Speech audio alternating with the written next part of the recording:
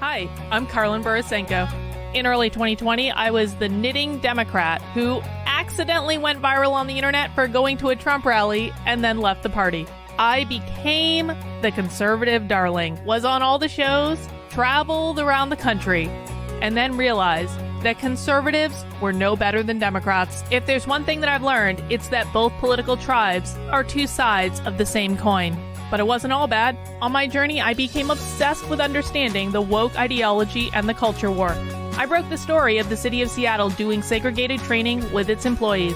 How bad has this stuff become? The city of Seattle has now put out, I'm not kidding you, this is according to Dr. Carolyn Borisenko, who's an organizational psychologist. The city of Seattle asked its white employees to voluntarily spend a day off in a training about their internalized racial superiority. I broke the story that led to the first ever federal lawsuit against critical race theory in the schools. I broke the Coke Be Less White story, one of the biggest anti-woke stories of all time. It got over 30 million views. Coca-Cola's corporate headquarters even had to change their outgoing voicemail. Throughout the past few days, you may have seen inaccurate reporting on the content of our recently launched diversity, equity, and inclusion training program. I exposed the schools in Burlington, Vermont for grooming middle school children live on the internet. They called me an unwoke cult leader for that. And the Vermont Human Rights Commission slandered me publicly as being a hate channel. I even got called a hero in Breitbart for exposing that the Washington Post was writing a hit piece on Christopher Rufo. I have broken story after story after story about what's going on in the public schools, from Cambridge, Massachusetts, to autistic sex education, to the Department of Education in Michigan, literally training teachers all over the state how to groom children. I wrote a book called Actively Unwoke, the ultimate guide for fighting back against the woke insanity in your life. I host a podcast all about fighting back, and I'm downloading all of my knowledge to you on my Substack, carlin.substack.com. The world is a crazy place. We are literally surrounded by cults on all sides. On this show, we're going to do a deep dive into all aspects of the culture war, and I will show you the dark, dystopian underbellies on both sides. Here are the commitments I'll make to you. I will always tell you the truth. I will always bring you receipts. And if you stick with me, I promise you will see the world differently. Welcome to the cult. Please mount that like button for me and subscribe if you feel so inclined.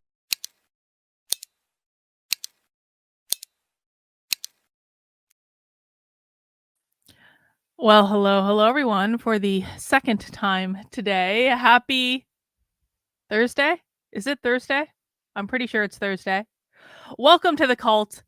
In fact, welcome to the last official episode of the cult for 2023. I almost made it to 100 episodes. We're going to end at 99. Had I not canceled my stream yesterday to do work that didn't end up being appreciated, we would have hit 100. Well, it was appreciated by you guys. It wasn't appreciated by one specific. Anyway, we're not going to talk about that anymore. If you want to know what I'm talking about, you can watch the stream I did earlier today. But the reason that this is the last official episode of the cult for 2023 is because starting on Monday, I am going to be taking the next couple of weeks, the last 2 weeks of 2020.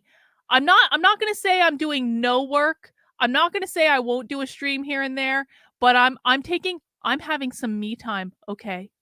I'm having some me time.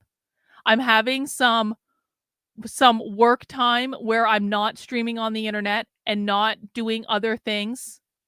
And so, and I've been planning this, I think it's pretty obvious to everyone because I've been threatening to quit for a month and a half. And this hasn't just been idle threats. Like people, Brooklyn can attest to this. Reagan can attest to this. Pretty much anyone that's in Nick can attest to this. Pretty much anyone that's in my private community Zoom calls on the regular can attest to the fact that I'm not fucking around when I say I want to quit. And so I have been encouraged. And the reason for that is many that I'm not going to go into the whole rant, but this is not posturing. Like I'm really like I'm peaked. Okay. I'm peaked. And so I decided, with the encouragement of many, many people, including my loving, supporting community members, that I needed to take some time off, or else I was going to kill someone. Not figuratively, of course. I would never endorse violence on anything. Minimally, I was going to punch a hole in my wall. And if I'm going to keep doing this stuff in the new year, because it has been made resoundingly clear to me by a lot of people that I'm not allowed to quit, even though I really want to.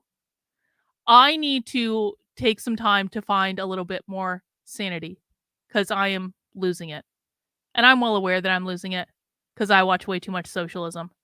And so I am going to be taking some time off for the rest of the year. Now, here's my actual plan, though. Here's my actual plan. I have actually a lot of stuff I want to accomplish. I have a list of, I'm not lying when I say I have a list of 87 things I want to do. I say this all the time. I have a list of 87 things I want to do that I never get a chance to get to. Well, guess what? I'm going to be using some quiet time in which I'm not doing my community Zoom calls. I'm not doing regular streams, to bang out some things that I have been wanting to do for a while. This is stuff for me, okay? I'm also going to do stuff like go to the gym, and I have a lot of time planned sitting on my couch watching Sons of Anarchy and Vikings. It's those two shows specifically that I want to binge watch because the male leads are hot, and I just need something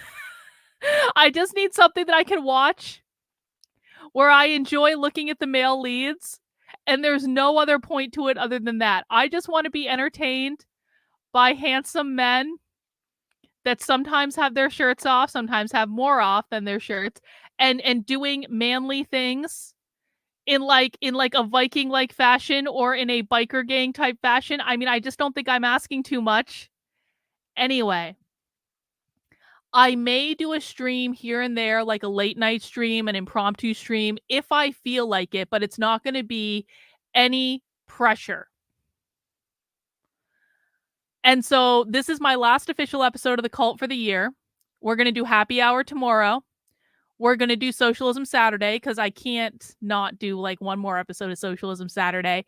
And then it's going to be Carlin kind of like me time for a while. Now, I'm also still planning on publishing a lot of stuff on the Substack, because there's a whole bunch of stuff I want to get up on the Substack. And again, like people saying take a vacation. Okay, fine. But like, there's I write, like having time to write and having time to get the stuff up on this, that makes me happy. Okay. That makes me happy. So we're going to do a little less streaming and a little less nonsense and a little less community Zoom calls and a little less Carlin spending all of her free time answering emails and messages from people. And those messages like they're seeking help or they're offering to help me. And I understand why people, but I spend an awful lot of time answering emails and messages from people, okay? And I'm going to have some me time to just do the things I want to do, and maybe even spend some time with my husband, and maybe even knit, and maybe do some other things too, okay? So I decided, because this is the last official episode of the cult for 2023, I decided that we were going to go out with a bang. And I gotta admit, I'm a little bit nervous. Yes, Brooklyn, I am reclaiming my time. I am reclaiming my time. And that time is going to be put into Vikings and Sons of Anarchy and knitting, okay? A little less conversation, a little more relaxing, please. Exactly. So I almost didn't do this on YouTube, because I don't know how YouTube is going to respond to this. But then I was like, Carlin, you're taking 2 weeks off anyway. So what if you get a strike on your YouTube channel? Which I don't actually think I'm going to get a strike for this. I don't think I am. And the reason is that I have only watched Alex Jones on my YouTube channel one other time. And that was for the infamous Kanye West episode, where I watched the entire Kanye West, and we all know what I'm talking about. I watched the entire Kanye West, Hitler, Nick Fuentes, Alex Jones episode on my YouTube channel. And was anyone around? Did everyone, because like, does everyone remember where they were when that was happening live? Because I don't watch Alex Jones. We're going to talk about that a little bit more in a second. I don't watch Alex Jones at all, but it felt like the whole world stopped for those like, what was it, like 2 or 3 hours that Kanye West was on InfoWars. It was like once you turned it on, you couldn't turn away because it was like, no, don't say it does. Oh, he said the thing he shouldn't say. No. That was like one of those moments that you're going to tell your grandchildren about. Like, I remember where I was when Kanye West went on InfoWars. Anyway, that is the only other episode of Alex Jones that I have ever watched. True story. We're gonna talk about that in a sec. And YouTube didn't give me any hassle about that. So I have to think that this will be okay. Thank you, Brooklyn. Carlin reclaiming her time and yielding back. Exactly. I am yielding back. So I thought we would go out with a bang on today's show. Because yesterday, Alex Jones, who is now back on Twitter, of course, you'd have to be under a rock to not know that Alex Jones is back on Twitter. Yesterday, Alex Jones on Twitter put up an almost 3-hour documentary called Endgame: Blueprint for Global Enslavement. And this is apparently his censored documentary, because this documentary apparently had tens of millions of views all over the internet before Alex Jones was banned all over the internet. And yes, well, we're going to attempt it. I don't know how this is going to go. This is going to be like an 18-hour. I said I was going out with a bang bot, okay?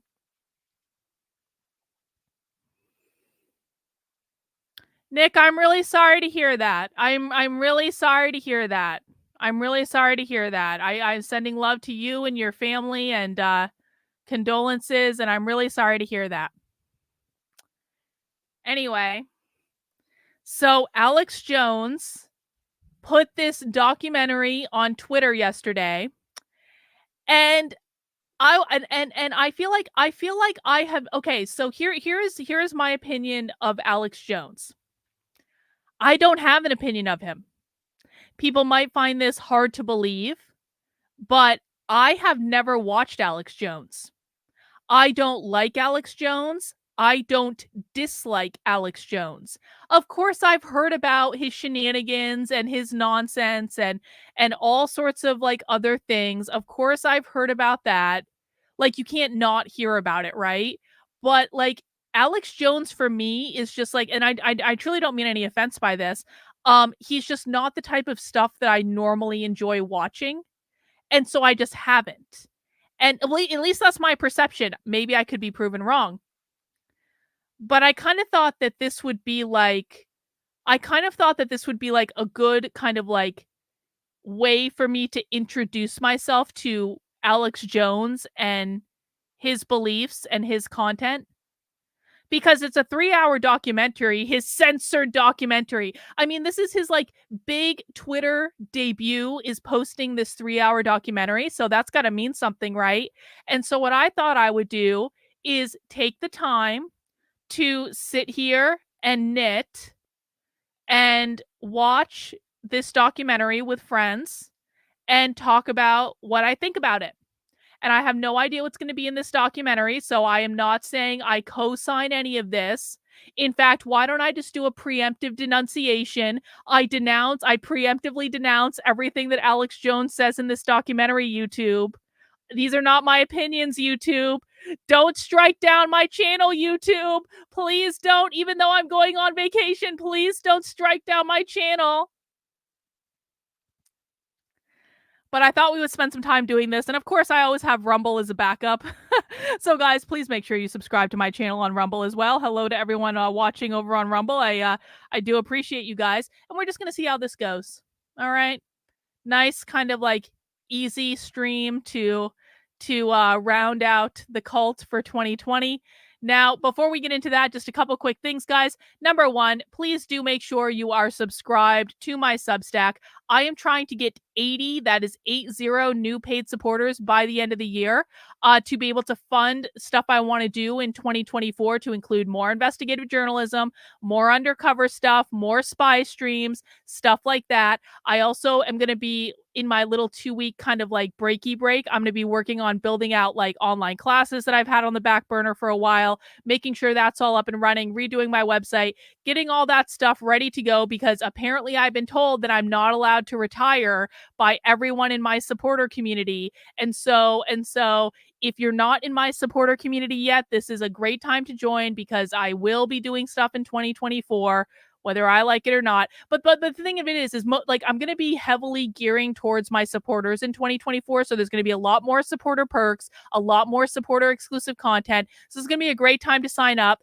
Of course, you can subscribe for free. There is a lot of free content over on my Substack, which is Carlyn, KARLYN.substack.com. If you just want to get a flavor of it, that's totally fine. Please make sure you're on my mailing list on that website, though, because this is where all my best content comes out of, not my YouTube channel. My Substack is my main content hub on the internet. And so please make sure you're subscribed. And if you want to support the work I'm doing, please sign up for $8 a month or $80 a year. I really do appreciate it. I am completely 100% grassroots funded. I can't do it without you.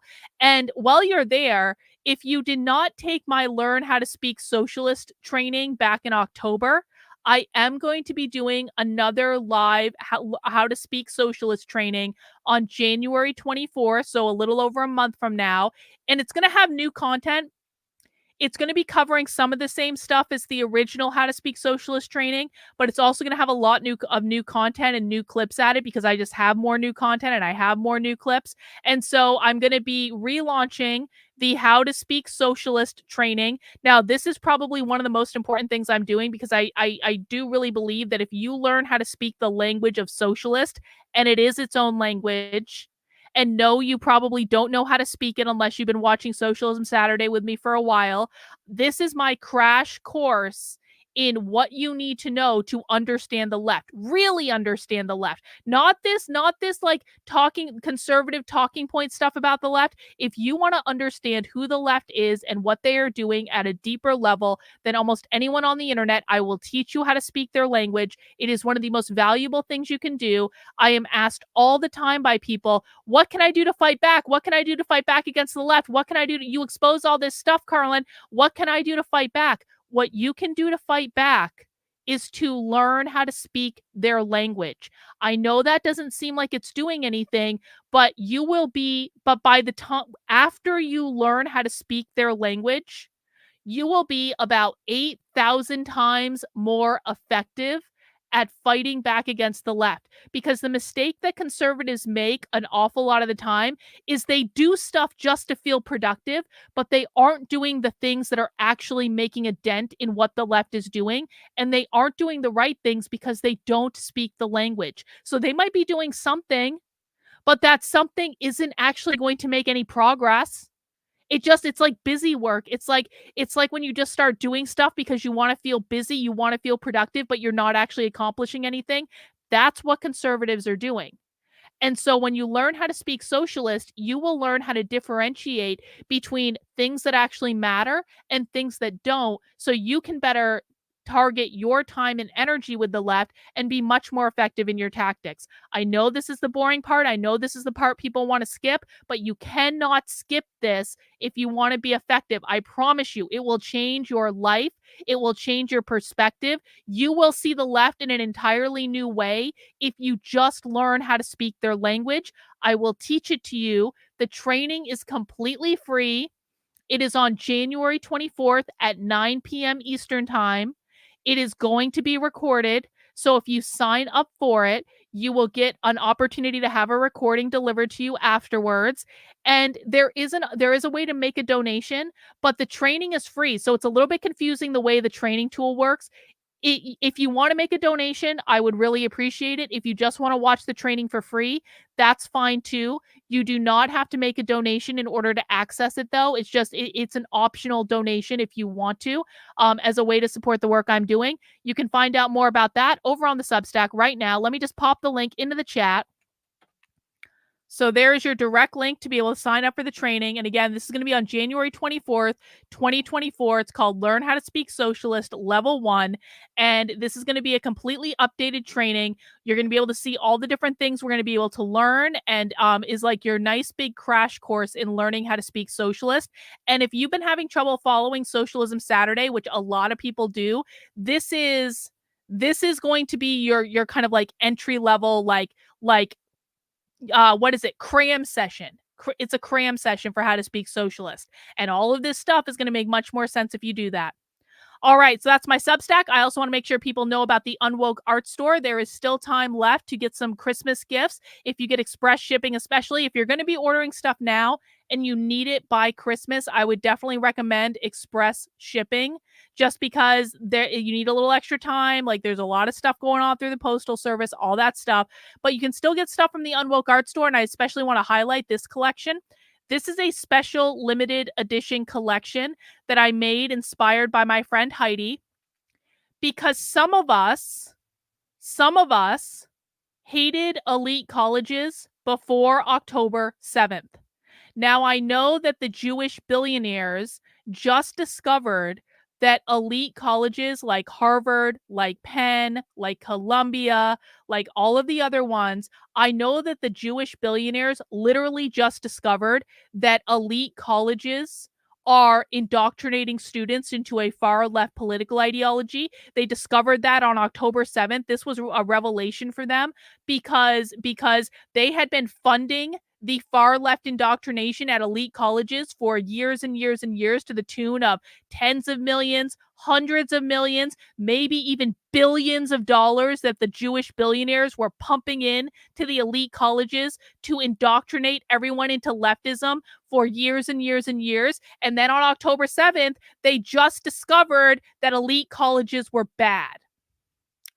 Well, some of us have hated elite colleges for a really long time.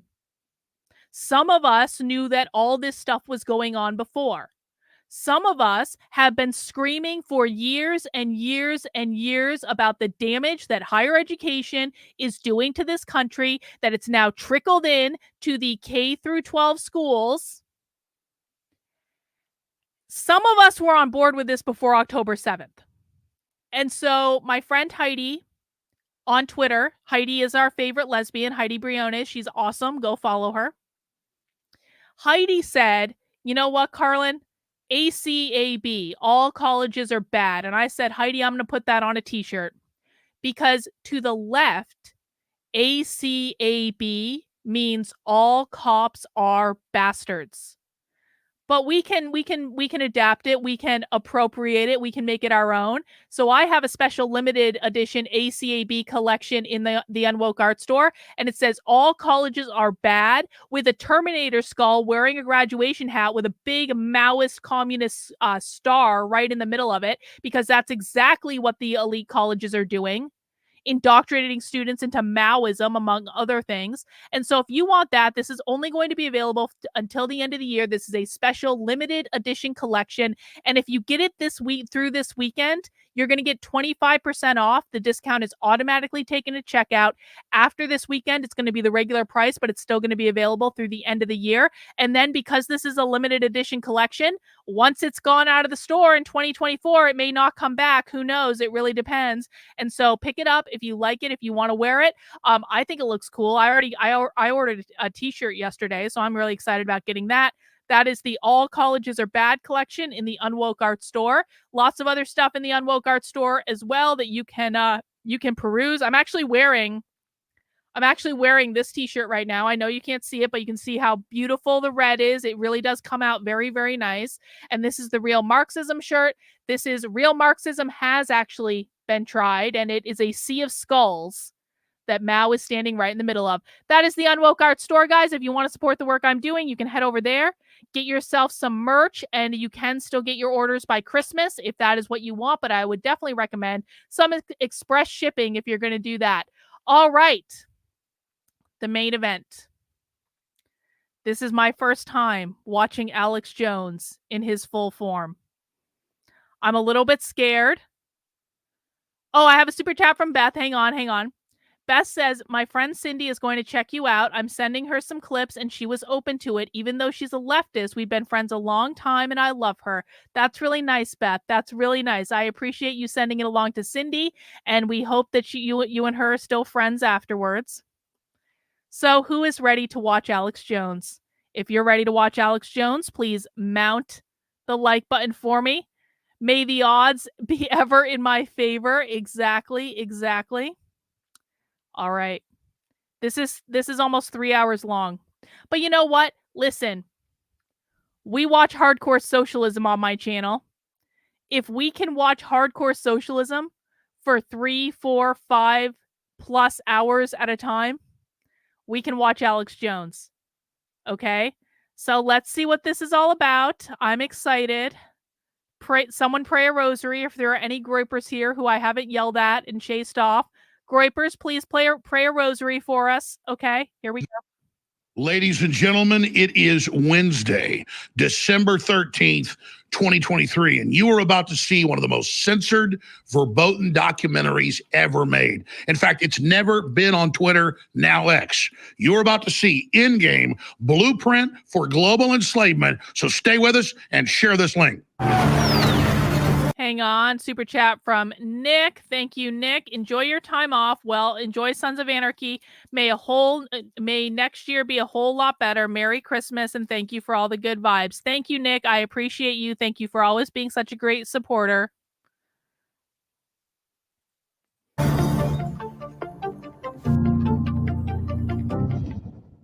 Now, last night, I made an announcement that at least 5 days a week, but I work 7 days a week, so many times, 7 nights a week, we're going to bring you a quick 5 to 15 minute, it'll vary, news boil down of the most important developments of the day. So folks that can't tune into my weekday show from 11 a.m. to 3 p.m. with all the guests and all the analysis, I get it, you're busy. You can tune into a 10, 15 minute program and really get a boil down. But I told you, sometimes we're going to have special guests and sometimes we're going to have special events. Hell, sometimes it might be a live speech I give, or I may be at a comedy club with Joe Rogan or something here in Austin. But I was thinking today, I want to show you really what I think is my best documentary film, and that is Endgame, Blueprint for Global Enslavement, that I produced and released back in 2007. And if you watch this film, it's 2.5 hours long, it's all come true. And it's the entire plan. Well, this will be a nice little test, won't it? Because if he produces in 2007, so in regards to the leftist stuff, and I know Alex Jones and I don't talk about the same people, but in regards to the stuff I cover, the radical revolutionary socialists, so the radical revolutionary socialists really started pushing their agenda into public schools like in earnest in 2008, 2009, 2010. It had always been there, but it was like it got really bad starting. That's when they started creating equity departments. That's when they really started shifting from focusing on gaining positions of institutional power into destabilization. The reason I bring this up is that if this documentary was produced in 2007, it's kind of pre-leftist takeover of the K through 12 schools. Well, that's an odd way to word it, because they took over the K through 12 schools, but they completed their long march through the institutions in like 2009, 2010. That's when they started pushing equity departments into the public schools. And so that's what I mean, pre the establishment of equity departments in public schools. So it'd be interesting to kind of see the difference from the pre-equity era. Plan for world government, 15-minute cities, global digital currencies, the track and control, everything you're doing. And I go after Henry Kissinger. I track the Bilderberg Group. We show the world's royalty meeting in secret to discuss forced depopulation. It's all in Endgame, Blueprint for Global Enslavement. Now, the film came out the last year of Google Video, and it had over 100 million views on Google Video when they got rid of Google Video and it just disappeared.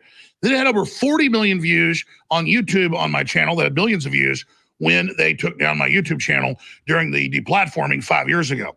So you are about to see Endgame, Blueprint for Global Enslavement, that is extremely hard to find. It's free on our site, ban.video. It's got a few 100,000 views there, but we've been locked in this digital cage of deplatforming. We've been locked in this phantom zone. So this seminal film has not been available for 5 years to be very easy to find. I mean, if you go to YouTube and spend 30 minutes, and I'm really good at searching stuff, if you know exactly what you're doing, go 30 pages in or 40 pages, you may find a copy of it. But as quick as it goes up, they take it down. This is what the establishment does not want you to see. So if you just want to see the news portion, YouTube, I preemptively denounce everything that Alex Jones is going to say in this documentary. YouTube, please don't take down this video. YouTube, like, I really, like, I'm not an Alex Jones like super fan or anything. I've never even watched Alex Jones. This is I'm doing for my own educational purposes. I don't agree with anything Alex Jones is saying in this video. Please don't punish me, YouTube. Tonight's transmission, skip ahead 2.5 hours right now and you'll see that. But I want to put the film front and center. And by the way, it's copyright free. It's free to air. You can take clips out of it. You can re-upload it. Excellent. This is a message to humanity to promote team humanity against team death, or team death cult, that Elon Musk and I talked about for 2.5 hours last Sunday. And of course, that's gone viral, 20 plus million views for the full show, tens of millions of views, the clips. So exciting to have a chance to actually let Elon Musk know who I am and have a real discussion with him. And boy, are they coming after Elon. The people that are asking, is Elon for real? The feds are coming after him big time. Wait till you see what we cover at the end of Endgame, Blueprint for Global Enslavement. I mean, remember, this is one of the most viewed documentaries ever, 100 million views plus when they took it down on Google Video. And it's been taken off everywhere else.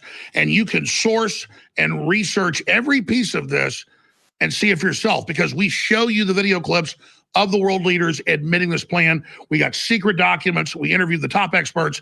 This is an incredible documentary film that took me 2 years to shoot and produce and put out. So I present to the world, hope you share it because you're really the power out there, Endgame, Blueprint for Global Enslavement.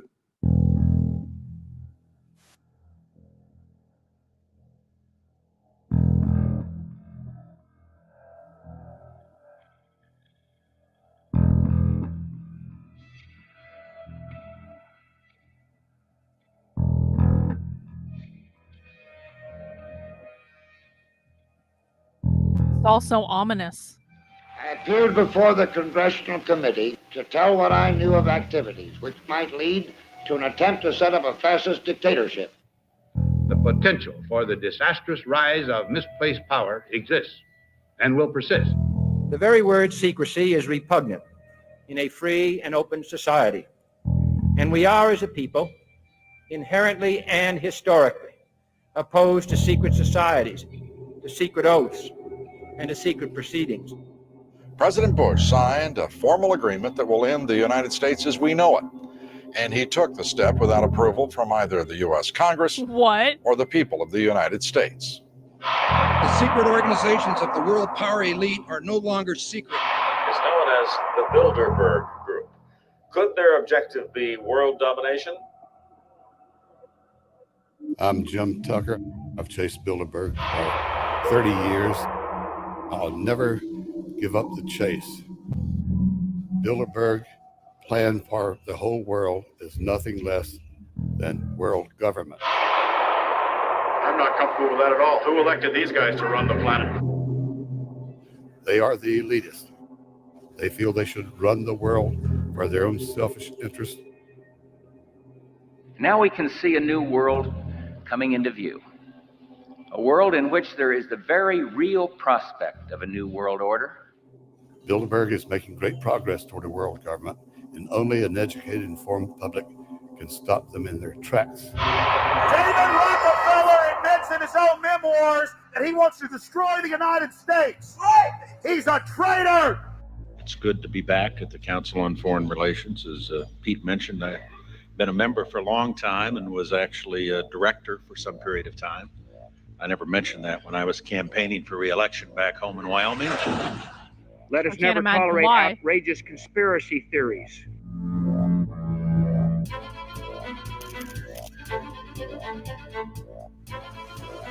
I need you to move off the property, please. Some shots were fired.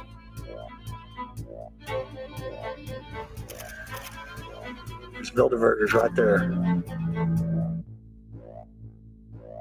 The Trans-Texas Corridor is a vital part because we stop here in Texas. We stop the New World Order right here in Texas. This thing started here. And to save this country, we kill this damn thing here.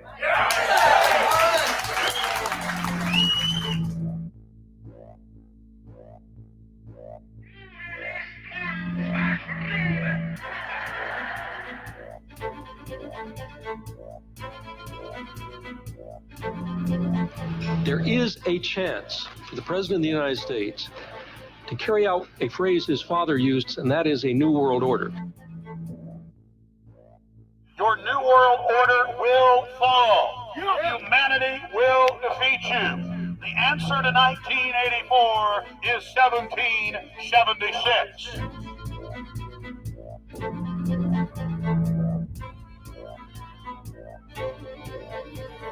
I have a strong aversion to like political stunts. Like the thing about like standing outside of a building with a megaphone, like yelling at them just to get it on camera. Like I just have a really strong aversion to that stuff. I feel like Alex Jones is gonna have a propensity to do a lot of that stuff, and it's just like it's great. I like my inauthenticity meter is so like sensitive at this point that it's just like if you're doing stuff just for a camera, I'm just not interested in that type of grandstanding. But okay, whatever.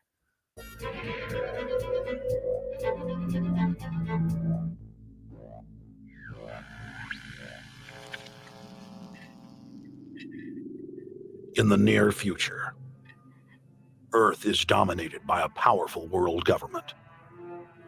Once free. Well, you know what's funny, Sam, is on January 6th, when I was walking from my hotel to the Capitol, I passed Alex Jones holding a little rally in like Independence Square, and I have pictures of it and everything. So yeah, I'm well aware of what he did on January 6th. I saw it in person. Free nations are slaves to the will of a tiny elite. The dawn of a new dark age is upon mankind. Countries are a thing of the past. Every form of independence is under attack. True. In the family and even the individual itself nearing extinction. Agree. Close to 80% of the Earth's population has been eliminated. I don't know about that. The remnants of a once free humanity are forced to live within highly controlled, compact, prison-like cities. Travel is highly restricted. Superhighways connect the megacities and keep the population from entering into unauthorized zones. No human activity is private. AI supercomputers chronicle and categorize every action. A prison planet dominated by a ruthless gang of control freaks whose power can never be challenged. This is the vision of the global elite, their goal. A program of total dehumanization, where the science of tyranny is law. A worldwide control grid designed to ensure the overlord's monopoly of power forever. Our species will be condemned to this nightmare future unless the masses are awakened to the New World Order master plan and mobilized to defeat it. Erected by a secretive group, the Georgia Guidestones are a testament to the elite's plan for a world religion, global laws, with a global court and army to enforce it. Aren't those the things that got destroyed? Weren't they like destroyed by what? Someone remind me what happened to those? And set in stone, it is written that the population never rise above 500 million. Wow, that didn't work out, did it? In this film, you will learn how our world is truly governed. You will see how highly secretive roundtable groups interlock to form a global intelligence network. This group has been steering planetary affairs for hundreds of years. Now, in the final stage, they prepare for open world government. A goal tyrants throughout history have lusted after. Dr. Michael Kaufman is a published ecologist specializing in ecosystem research, forest ecology, and ecosystem classification. Dr. Kaufman played a key role in blocking the ratification of the Convention on Biological Diversity in the U.S. Senate. The concept of a new world order has been around for centuries. It's been receiving tremendous play over the last half of the 20th century. George Bush, the first senior president, George Bush, used it a lot in his speeches and really implies that he really wants to see a order in which we have a universal or a global type of governance in which every human being on planet Earth is ultimately responsible to policies that are being formulated at the international level. It is a big idea, a new world order.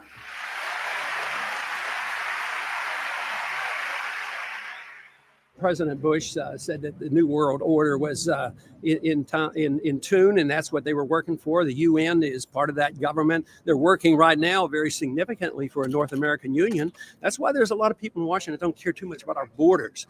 They have a philosophical belief that national sovereignty is not important. It's also the reason I have made very strong suggestion that we need not be in the United Nations for our national security. It's really always the same. You go back throughout all of history, the Roman Empire, Soviet Union, Hitler during the Nazism was always saying that it's going to create the utopia for the average person, when in fact, history always shows that it does exactly the opposite. Conquest and empire is as old as civilization. Babylon, Egypt, and Greece. They all built empires in an attempt to rule the world. The Roman system at its peak dominated the known world. Complex governmental systems were developed to control diverse populations. During the period between the 15th and 19th century, new empires emerged and again waged war for supremacy. The nobility, as well as the thriving merchant class, were financed by a handful of private banks. Many of the great money houses would hedge their bets and finance both sides of a war.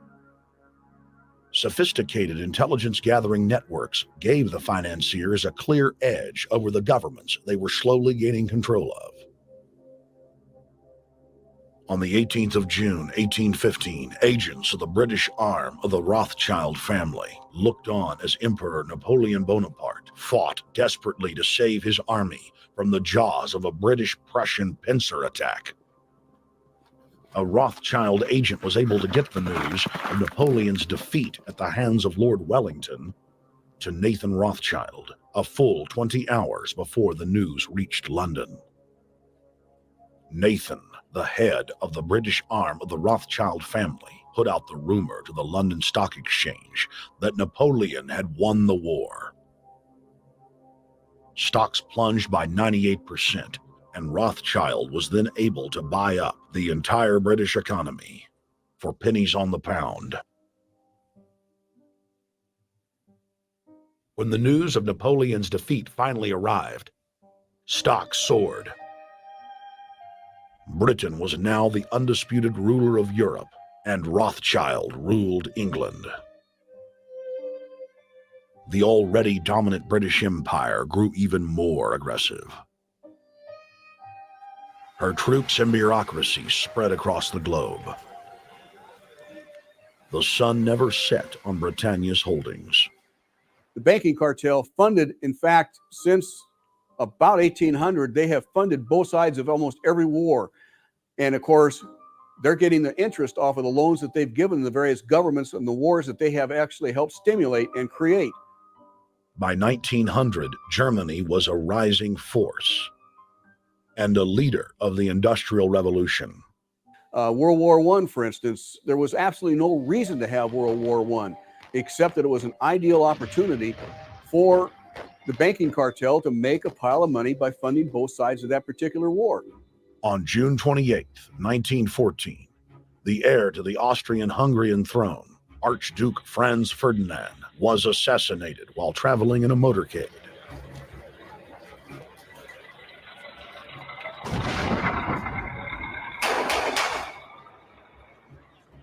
The Black Hand, a Serbian secret society with connections to French and British intelligence, took credit. World War I had begun.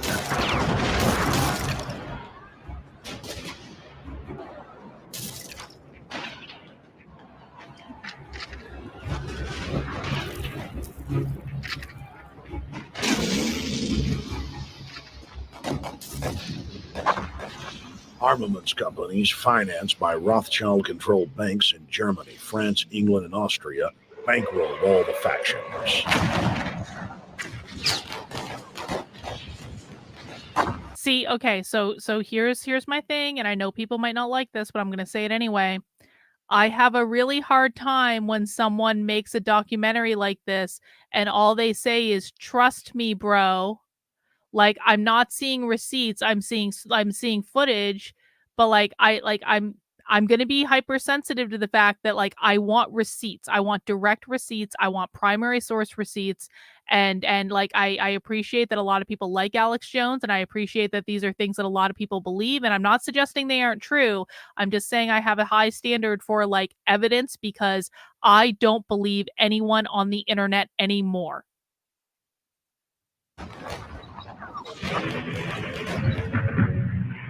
At least 20 million were killed in the war. It was a conflict so terrible the people vowed to never fight again. They dubbed it the war to end all wars. Question is, why did they want war? Well, first of all, is money and power. But secondly, they wanted to create the League of Nations. They had this in their plans all along, and as a consequence, once the war was over or about to be over, they began to formulate this idea of a League of Nations, so this would never, ever happen again.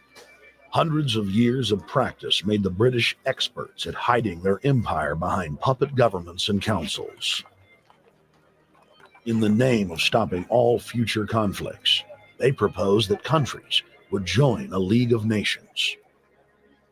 Their true intention was for the League to serve as a framework for world government. President Woodrow Wilson, who had spearheaded the establishment of the private Federal Reserve System in the United States in 1913, strongly supported the establishment of the League of Nations. Woodrow Wilson was a very naive president. He was basically a college professor that was grafted into this whole system. The League convened in Paris in 1919, but many nations recognized it as a threat to their sovereignty and refused to join. Frustrated by the U.S. Congress blocking the League of Nations, British intelligence, with the help of the Rockefeller family, set up the Council on Foreign Relations in New York City in 1921. The council recruited the best and brightest of American life to support the growth of the Anglo-American Empire. The CFR's stated mission is to abolish all nation-states in favor of an all-powerful world government administered by a tiny elite.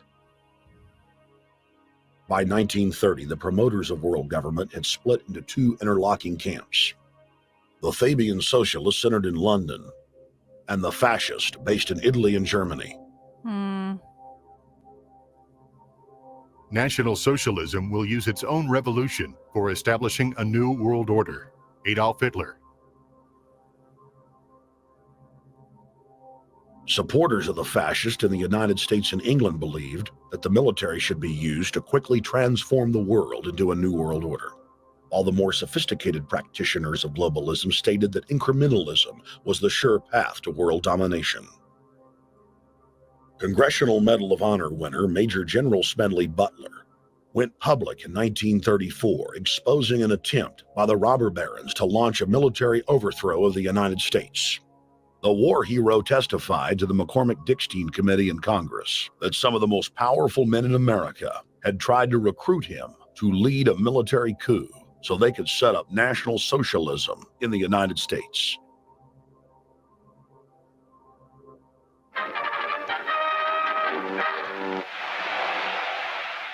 I appeared before the Congressional Committee, the highest representation of the American people, under subpoena to tell what I knew of activities which I believe might lead to an attempt to set up a fascist dictatorship. I was supposed to lead an organization of 500,000 men, which would be able to take over the functions of government. The fascists had also made deep inroads in England. Edward VIII, King of England, was forced to abdicate the throne because of his public support for Hitler. That's not why he was forced to abdicate. That's not true. Hang on. That is not true. I am sorry. That is false. I am a royal nerd. I know I don't know everything about royalty, but I know a lot about royalty, and specifically like Edward VIII was forced to abdicate the throne because he wanted to marry Wallis Simpson, who was a divorced American, and that wasn't allowed at that time. He specifically abdicated the throne to marry Wallis Simpson. That is well documented. Now, that Nazi shit is true as well, but they didn't even like the queen didn't even know about that until like they kept that shit under lock and key. That was not why he was forced to abdicate. He was forced to abdicate because the King of England is the head of the Church of England. They can't at that time think. Do you know why Charles had to wait until after Diana was dead to marry Camilla? Because Charles always wanted to marry Camilla, but he had to wait until after Diana died because as the King of England, Charles would be the head of the church and he could not remarry while Diana was still alive. So no, that is not correct. And that one thing that is so easy to fact check that I could fact check it off the top of my head makes me question everything else. Because that Nazi shit didn't even happen until after Edward VIII had already abdicated the throne. Because there was actually like a Nazi thing where Edward VIII did go to Germany. The person he went to Germany with was Wallis Simpson. The person you saw in the video, that was Wallis Simpson.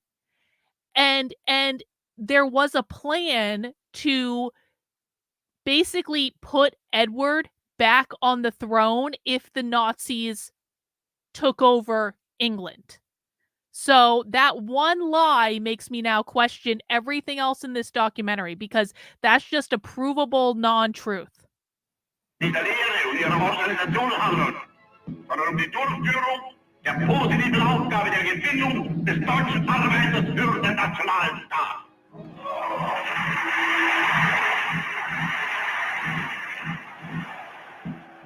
Though the German-led fascist camp was strong, the Fabian Socialist Bloc was able to maintain control of the US, Russia, and England.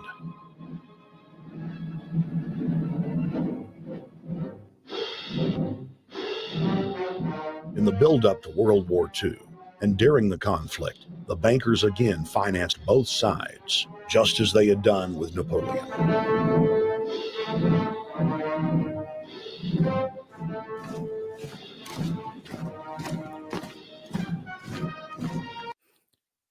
Not only did Alex Jones ignore that it was Edward VIII's marriage that caused him to abdicate the throne, the Nazi shit didn't happen until after he had already abdicated the throne. So it was not that forced him to abdicate in the first place.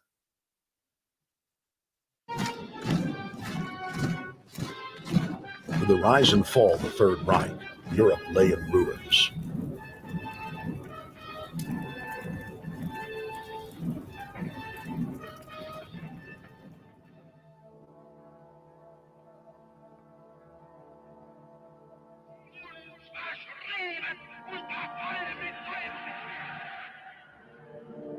Once again, the elite claimed that only global governance could save humanity from certain destruction. And this time, the elite would succeed in setting up their world body.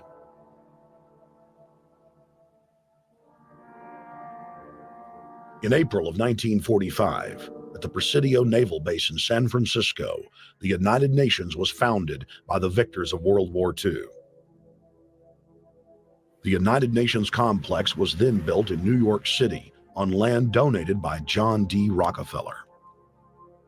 Shortly after the elite established the United Nations as their base in the United States, the newly formed World Council quickly began work on the next phase in their plan, the incremental formation of continental superstates. The first step in their trilateral plan was the creation of the European Union. Unifying Europe had been tried many times and was extremely unpopular. Where Napoleon and Hitler had failed to accomplish their goals using force, the globalists would succeed using stealth. The British spearheaded the formation of the Council of Europe on May 5, 1949. The Treaty of London claimed to only establish trade ties between European nations, like NAFTA or GATT in North America. Its true intention was the formation of a European superstate.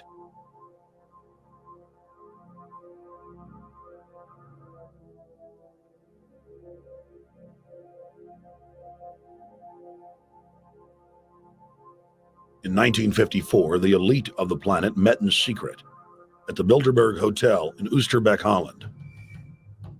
The Bilderberg Group would later admit that their mission was the formation of the EU. Once the EU was established, under the guise of trade deals, a North American Union and Asian Union would be formed.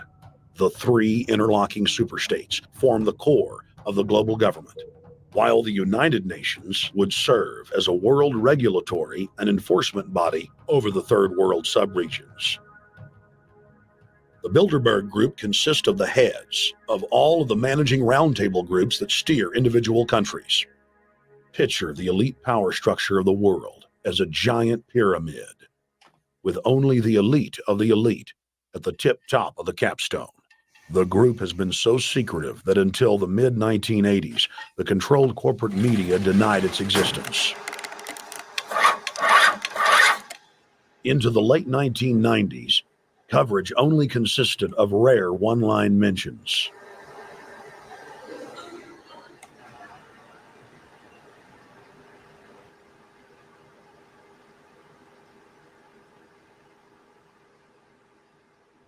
With the rise of the alternative media, their stranglehold on information has begun to slip. On the outskirts of the national capital today, black limousines with darkened windows converged on a hotel where private security guards imposed ironclad control. The limos carried royalty, political power brokers, and industrial titans to a secret meeting that will last all weekend. It's known as the Bilderberg Group. Could their objective be world domination? This is creepy as hell. Every I'm not 4 gonna lie. years, This is Bilderberg creepy. meets in North America. And in June of 2006, we decided to travel to Ottawa, the capital of Canada. The site of Bilderberg.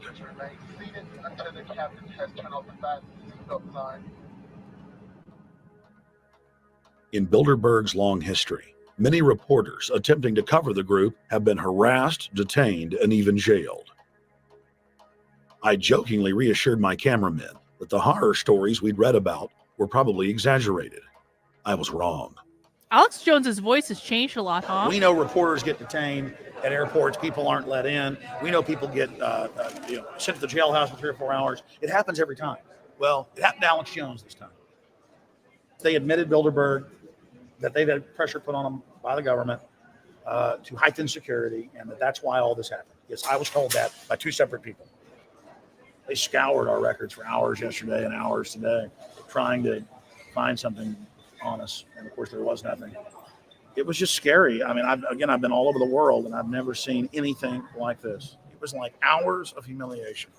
And they said, "What are you here for?" And I said, "Well, I'm here to, cover the media, covering a political event. I hope to talk to some members of parliament." I was answering all the questions. It was clear I wasn't a threat. It was clear I didn't have any criminal record. It was clear I was press. It was clear I was coming to interview people. They were going to deny me. They told me earlier that I was probably going to be denied. And then you guys showed up and everything changed.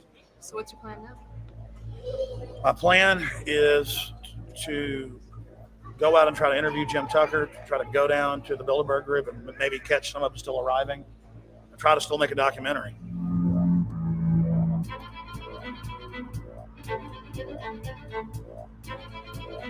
Should have gotten in the day before. Instead of being here at 8 a.m. in the morning when the Bilderberg Group attendees, the 100 elite of the planet, start showing up, we're going to be getting here about 3:30 or so, and we'll see if we can catch any of the elites coming in.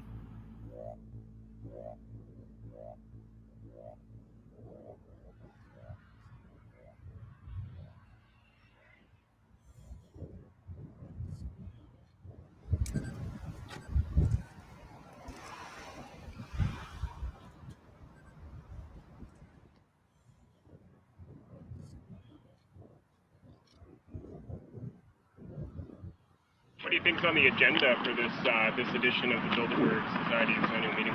They're debating the attack on Iran. They're talking about how to take out Hugo Chavez. They're talking about how to get their American Union in that destroys Canadian, U.S., and Mexican sovereignty. So we're talking about the death of Canada is what's happening in there right now. The death of your sovereignty is happening in there right now. CNN has even reported that these individuals have put out the policy reports through the Council on Foreign Relations that writes their scholarly white papers to end the United States, to end Canada, and to end Mexico. About 10 have come in. They've been coming in slowly in typically big black cars with what appears to be bulletproof glass. And we've got a few pictures of some of the people. We're being kept well back from the building by an awful lot of security people. But, there'll be more security as this thing develops. Again, just a reminder to stay off the property, okay? I am. This is the line. We checked with the city. Yeah. Okay. That's the ex-president of Ireland? Okay, Danny will go. I came here from upstate New York. I booked a room way in advance. When I checked in at 10 o'clock at night, they told me I had to be out at 8:30 in the morning. And so, of course, I complied to what they wanted. I wasn't happy about it because I had been tired. I drove quite a long way. Then I went down to have something to eat. And I just saw a bunch of security here. And I was wondering what was going on. And I asked questions. And they said they were having a wedding or they were having some sort of reception. So I decided to ask a couple more questions because I thought it was kind of weird. And then I saw them from my hotel window. They were in the back with flashlights looking at the trees, looking up through the trees. And they were also in front of the hotel combing. It looked like combing the hotel. So I kind of was wondering what was going on. And I left. I got up this morning. I checked out. And then the fellow that I spoke with, the last fellow I spoke with, said, well, you'll know all about it in the newspaper. Well, I didn't have to wait because there was a group of people out here telling me everything that was going on. They're not fooling anybody any longer when you've got this many cops, and detaining Alex Jones at the border.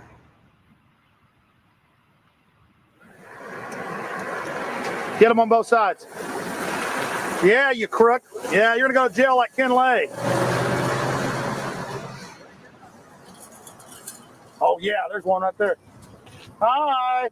Hey, we're not your property. We're not your slaves. We're going to defeat the New World Order. The New World Order is going to be defeated. You realize that? I'm glad you do. Always does throughout history.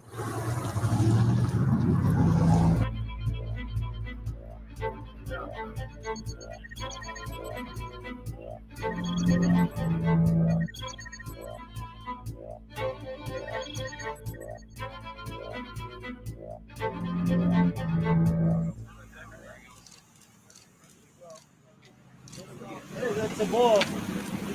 Boss is leaving.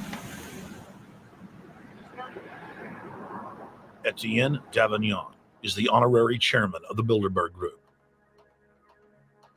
as well as the head of its steering committee. The committee he heads selects and invites each year's attendees. In the last decade, the list of attendees has been leaked to reporters by moles on the inside. Dun, dun, dun. Veteran newspaper reporter Jim Tucker has been covering the Bilderberg meetings for over 30 years. Hang on. If the moles on the inside can leak the attendee list, then why can't the moles on the inside leak what happened at the meeting or any other information about the meeting? Like, is the attendee list the only thing the moles on the inside have access to? Does that seem weird to anyone else? And has physically attended more than 20. We traveled back to our hotel to see if Jim Tucker received the 2006 list. First heard about Bilderberg in 1975, and I said, I don't believe it. That's not possible. Who in hell's Bilderberg? I spent 20 happy years with metropolitan newspapers All the wires are clicking at my ear. That could not happen without me knowing about it. And the thing that first impressed me most was calls in 1957 by the late, great Westbrook Pegler, widely syndicated columnist. He wrote 2 lengthy columns about how approximately 100 leaders of international finance, heads of state, public... Hang on. So you're telling me that waiters and porters at a fancy hotel just happen to know the names of all these obscure elite people who are some of the most private people in the world that average people don't know about? I don't buy it. I'm sorry. I just don't buy it. And I don't care if they're like, then how did they get the attendee list then? How did they get the attendee list? What, like, that's like, bro, that's stupid to think that a waiter at a restaurant knows the names of all these. I'm sorry, I'm not trying to be an elitist snob or anything, but like, I find that to be unserious. I'm sorry. Officials were meeting behind armed guards and closed doors on Jekyll Island, sealed off.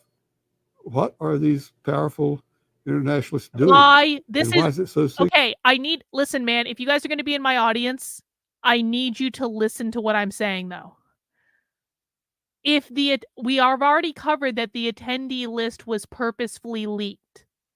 The question is, why is the attendee list the only thing that's leaked?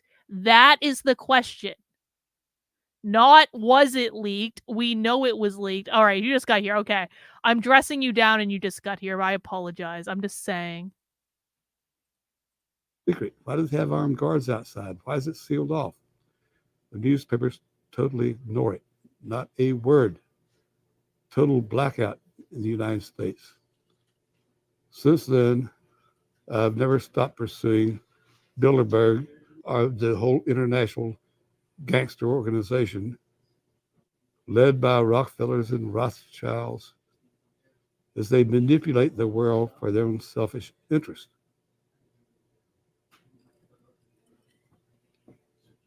Jim, you've been waiting on the list. You normally get it on the first day. You haven't gotten it. We're told it might come in today. How important is that list? It's absolutely essential, although identifying people outside, as we always do, is important to find out who is not on their own list. In recent years, someone from Europe has sent a machine copy with a letterhead and so forth without identifying himself. So far, I haven't heard from him. Guys, I need everyone to put on their brains for a second. If the attendee list was really like, if this was really, these people are driving in black cars, they don't want anyone to know they're there, this is a secret meeting. You're telling me that at a secret meeting where the attendee list has to be leaked, that they're just making seating charts that are being passed around the entire hotel with everyone's name on it? Again, I don't buy it. That doesn't make any sense.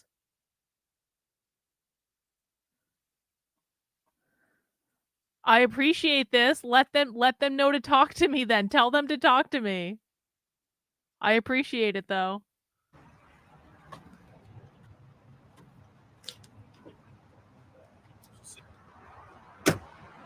Well, Bilderberg assumed that name in 1954 at their first meeting as Bilderberg at the Bilderberg Hotel.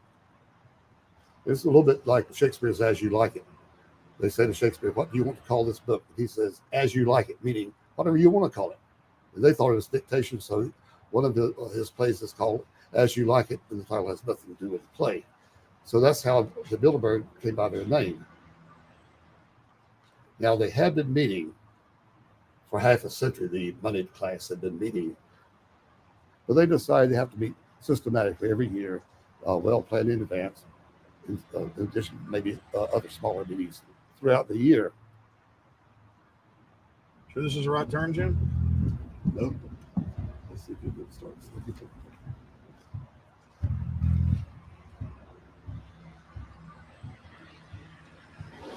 This is the global government. They are setting the world agenda. Inside right now, they're deciding on whether or not there will be a war with Iran. They're deciding whether or not taxes will increase, whether oil. Also, I'm going to say this too. Listen, man, there are some really, really nice, really secretive, really private hotels in the world. Like you can go to like a fancy elite hotel on a private island with like, 10 rooms or something like that. You can go to fancy hotels at the top of a mountain that you can only get to by a helicopter. If this is the world elite having their most secret meeting, you're telling me that they're going to do it at kind of a mediocre hotel with like that's completely out in the open in the middle of Canada where anyone can get to just by driving there? Like we're talking about, these are supposed to be the most elite people in the world, right? Why aren't they meeting at like some hotel on a mountaintop that you can only get to by a helicopter? Why aren't they meeting on a private island somewhere where you literally can't it's not like they don't have money. They could do this. So why are they meeting at kind of like, this doesn't even look like a fancy hotel. I've stayed in a lot of hotels in my day. I've stayed in every type of hotel from like, low rent, like $50 a night Motel 6 sort of stuff, all the way up to like uber fancy hotels, right? I've stayed in like the whole gamut. This doesn't look like a fancy hotel to me. This looks like kind of a standard hotel that like anyone could go and stay in, and you're telling me they're going to go stay in like the world uber elite at their super private meeting are going to stay in like a kind of like a normal kind of run of the mill hotel with a giant open parking lot around the entire thing where anyone can set up around the perimeter and see what's going on? That again, it's just like, if this is really the world elite, then why aren't they meeting somewhere more secret? Oil prices will be suppressed or increased. There's much more on the agenda that we'll be finding out in the fullness of time. But those are three items that are heavy on their list this year.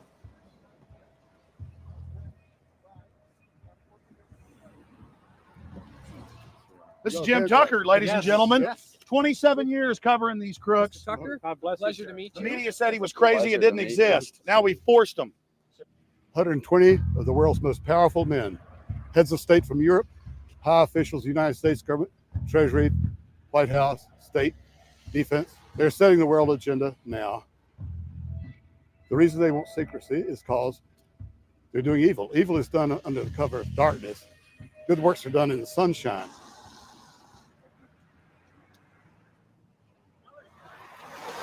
Hi, how you doing? Good. Get off the property, please. Well, Jim has some questions for you. I need you to move off the property, please. Okay. Private property. Sure. It's a public sidewalk. Oh, yeah, we are cooperating. Thank you. Right onto the sidewalk. Yeah, there's no implication that we aren't Right cooperating. onto the sidewalk and stay there, please. Sure, yeah, thank you. Great. Jim has some questions for you. Again, I need you to stay right on the sidewalk. Yeah. Thank you very much. We actually checked with the city. The property line's actually right here. Also, That's good. Property line's actually right here.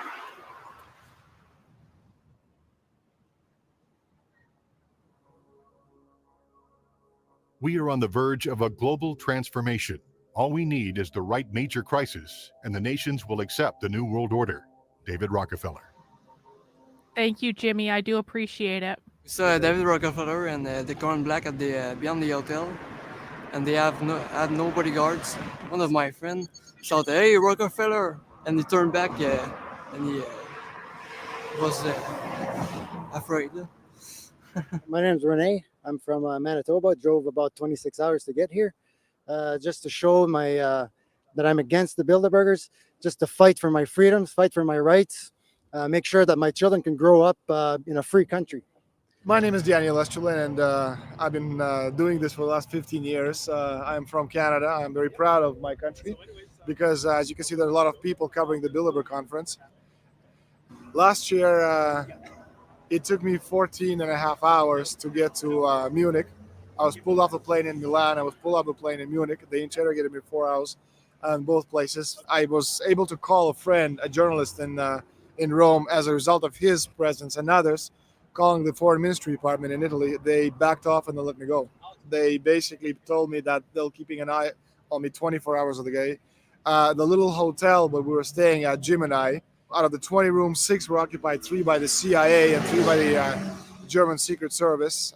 That's how serious these people are, and that's how afraid they are of actually what we may be able to reveal and what we actually do reveal publicly about the Bilderberger intents. Daniel Estulin has covered the Bilderberg meetings in Europe and North America for more than 15 years. His book, Club Bilderberg, has been translated into more than 20 languages and is a global bestseller. Estulin has photographed many past Bilderberg meetings. Rockefeller frontman Henry Kissinger is always a key participant. Here you see the president of the CFR, Richard N. Haas, followed by Vice Chairman of Rothschild Europe, Franco Barnaby, who is speaking with Henry Kravitz. And behind them is Richard Holbrooke, former U.S. Ambassador to the United Nations. The head of Daimler Chrysler, Jürgen Erich Schrimp, arrives by helicopter. Here, the owner of the Washington Post, Donald Graham, escorts Indra Nooyi, the head of PepsiCo. Queen Beatrix of the Netherlands, whose father, Prince Bernhard, founded Bilderberg, is a leading figure in the group. Really? Of course, globalist kingpin David Rockefeller, seen here with his bodyguard, James She's Ford, now Princess always Beatrix, attends. 'cause The she then had- newly appointed World Bank chief Paul Wolfowitz is photographed at Bilderberg 2005. It has been reported that Wolfowitz had attended previous meetings, while still the Deputy Secretary of Defense, a violation of the Logan Act. Under the Logan Act, it is a felony offense for any member of the federal or state government to meet with members of a foreign government without the express authority and authorization of the President or Congress. Put simply, it is illegal for members of the government to meet secretly behind closed doors with foreign power brokers due to the problems of corruption and espionage that it breeds. For this reason, many prominent politicians attend, but their names do not appear on the official list. Despite the Logan Act, the governor of New York's name, George Pataki, does appear on the list, and we were able to catch the governor on tape walking with David Rockefeller at Brook Street. Multiple staff members inside Brook Street reported to us that Hillary Clinton attended for half a day. Several armored limos with diplomatic plates did arrive with police escorts and offloaded their passengers in the underground parking garage out of the sight of the press. Former World Bank President James Wolfensohn sardonically stared at our cameras. Sardonic. They're upset about the fact that they're being exposed. Well, I'm sure they are. I mean, look at the tinted windows. They don't want to be seen. They don't want even anybody to know they're here. So I'm sure they're ticked, and that's why we're here to try to expose them. Do you think that they were angry that they were on the front page of the local paper today? You think they're in there reading it right now, Jim? Yes, I don't think they're happy about it. They prefer nothing at all, no publicity. They prefer absolute secrecy. Yeah, you better look away. We're not your slaves. You don't own me.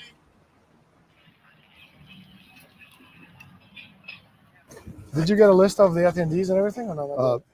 No, I've asked for one under a slight variation of my name, and I don't know if I'll get it or not.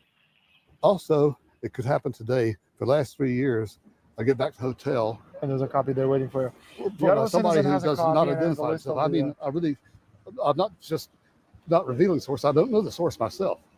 But the facts. So how do you know it's real? On it, and makes a nice memento. Perfect. Alex. Yeah. That's Chalabi, eh? You think Chalabi? No, I don't think. I know. It looked like Chalabi. I knew it was a fat guy. Yeah. Hang on, I got a super chat from Naruto. Question: the Biden impeachment inquiry passed by Congress legitimate or election year posturing? I'm going with election year posturing. If it's not election year posturing, if it's not real, they're going to F themselves. So, if it's just posturing, their base are going to punish them worse than anything. So I guess we'll see, Naruto. Thank you for the super chat. That was Ahmed Chalabi? Yeah. Oh my God. Then they're really going to attack Iran.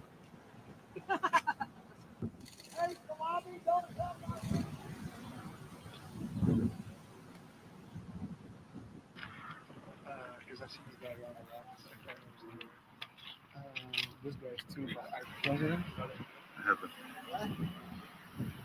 Yes, yes, Scandinavian.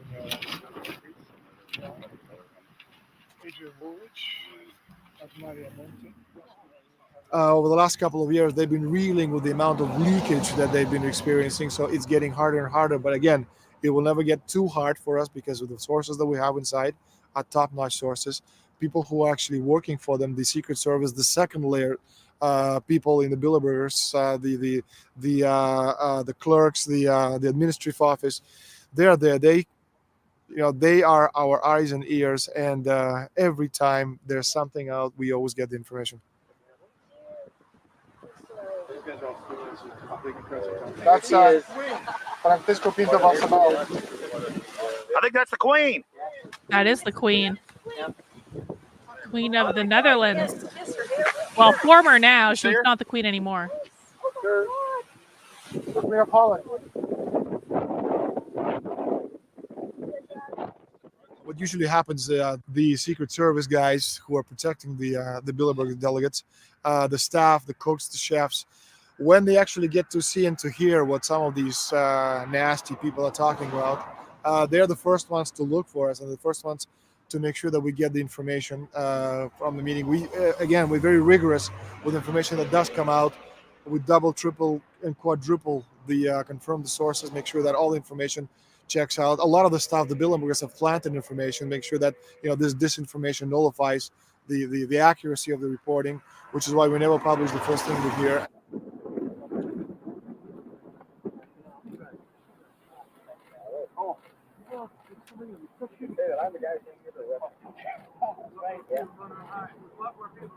That looks like Rockefeller. The decisions that these people take, again, they're not only decisions affect business community, they affect politics, business, environment across the entire spectrum. And these decisions are made and taken by a very elite group of people behind closed doors this year at the Brook Street Hotel. We are not privy to these decisions. We're not allowed to know what they're talking about, but we'll definitely feel the consequences of these decisions over the next 12 months when events which apparently by accident seem to happen, in fact, have been planned right here this year at Brook Street Hotel between 8th and 11th of June. So again, I'm just gonna ask the question because like this meeting to me, I feel like I need to play devil's advocate here. This meeting to me feels like a giant committee. Now, has anyone here ever served on a committee of any sort? Because I've served on committees. I've been involved with lots of committees. I've watched lots of committees.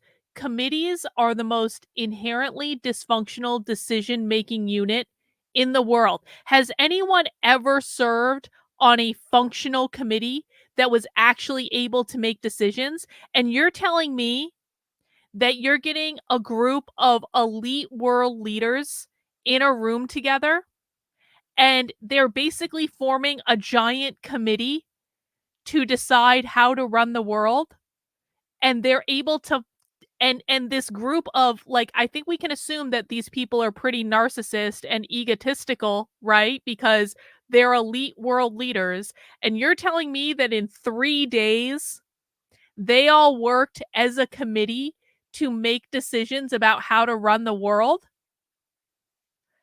I think that anyone who has ever served on any committee of any variety knows that it is simply unrealistic to have any large group of people come together and all agree upon decisions that are going to run the world in 3 days.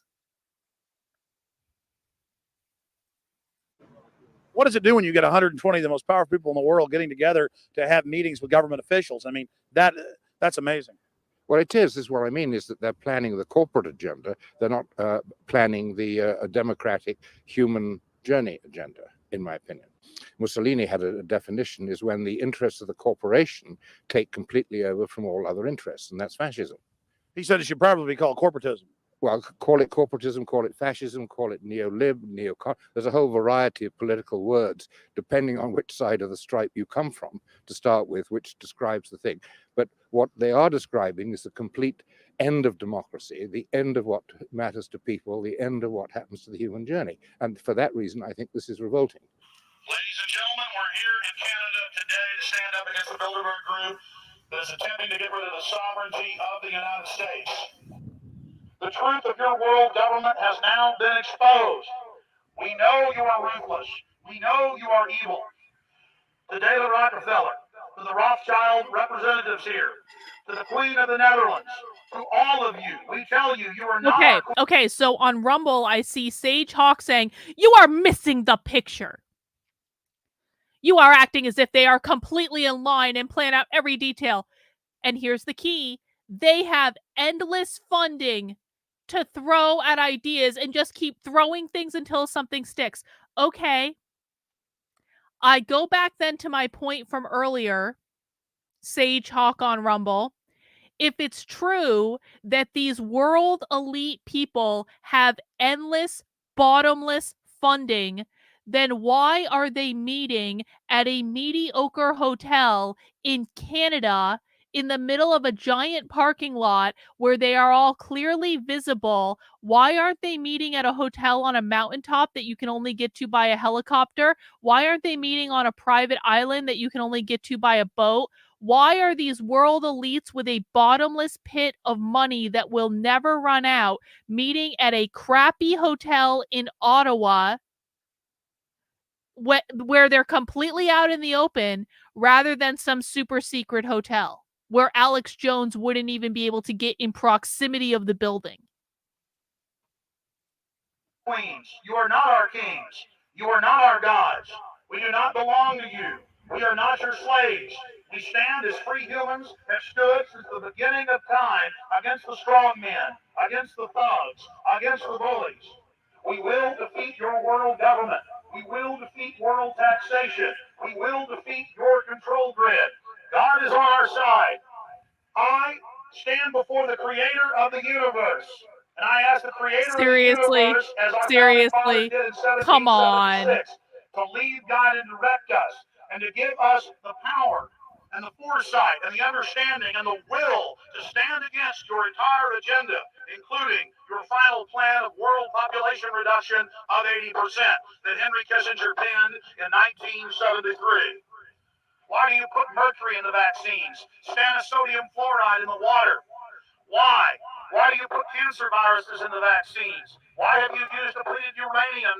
So when Alex Jones, I mean, you guys are just like, listen, I'm sorry. Like, we are critical thinkers here. We are not unquestioning simps of Alex Jones. You're telling me that the Queen of the Netherlands, who Alex Jones said was one of the people that was in charge of overseeing this entire thing, you're telling me that the reason they're meeting at a crappy hotel in the middle of Canada is that the Queen of the Netherlands, who Alex Jones previously said was part of the elite leadership of this whole thing, isn't top level enough? No, bro, you're contradicting yourselves now. Try to keep your facts straight. Now, in 4 separate nations, you're arrogant. You have the sickness that elites have had throughout history in their literal and, in some cases, figurative ivory towers. You believe that you're invincible. You will and you are failing now. Your new world order will fall. Humanity will defeat you. The answer to 1984 is 1776.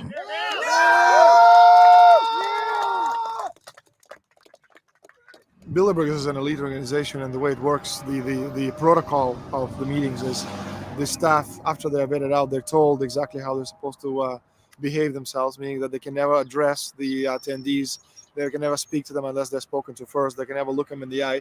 They have to approach them from the right side, the people who are right-handed, and from the left side, the people who are left-handed. They can never look them Chill straight out, bro. on. And Chill. Needless to say, all the information that is bot. being spoken at during the conferences is under no circumstances allowed to come out. That's what they're told. They're threatened with not being able to find another job anywhere in the sector if they reveal any information to the press.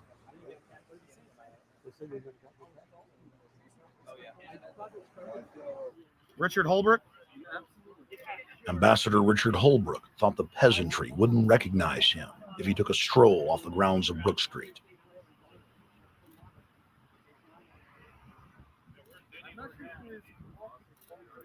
Holbrooke cackled when I told him that we were not his slaves. Holbrooke, we're not your slaves, Holbrooke. We're not your slaves.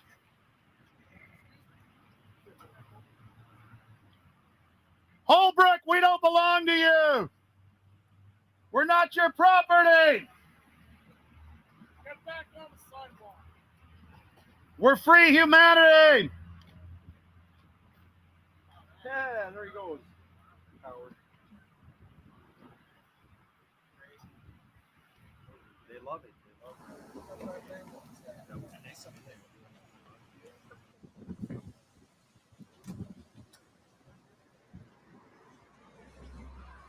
Okay, we're going to be going around the back here, guys.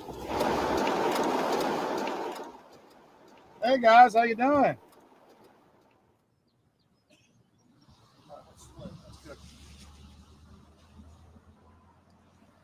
There are several rings of security service. The American delegation at every Bilderberg meeting is usually protected by the CIA and a special division of the U.S. Army. The British delegation is protected by the... Hang on, I got a super chat from Rottweiler. It's the same hero worship O'Keefe has applied to AJ in the end extraordinary, applied to Alex Jones in the end extraordinary claims require extraordinary evidence, not just trust me. This is exactly right. Like, James O'Keefe is a massive narcissist that has completely like snowed the conservative movement with the help of conservative influencers. Like, I'm sorry, that's just reality, guys. And so like if you're telling me so I fundamentally mistrust basically everything conservatives tell me now because I know exactly how much they lied to protect and cover for James O'Keefe.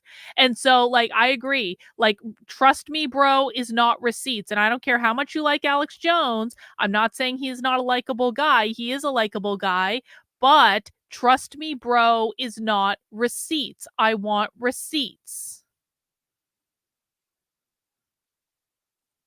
The MI6. Israelis usually are protected by the Mossad. The Ottawa police, in this case, working for the security, they have very little. Actually, they don't have any information at all on what the meeting is about. They didn't know who the Bilderbergs are.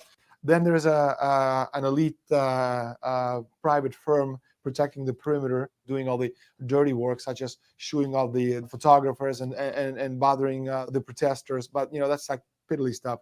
All the heavy stuff is done by the security service, such as the CIA, MI6. Some years ago, my legs were a little bit stronger than they are now, and I'd crept over a fence under cover of darkness and approached. The cops started yelling and pointing at me, so I ran with speed I didn't know I still had. And some shots were fired, but they were far above my head. I mean, they were intimidating, but they were not really trying to kill me. Not when sharpshooters are fired far above, 20 feet above your head. Bilderberg was founded by David Rockefeller and the Rothschilds in Britain and Europe. They're still the main powers. Baron Evelyn D. Rothschild, a male, attended for many years. Rothschild is still represented. You'll see them on the list of participants. Somebody representing Rothschild Group. They are the main powers behind Bilderberg. Dutch Shell is part of the Queen's fortune.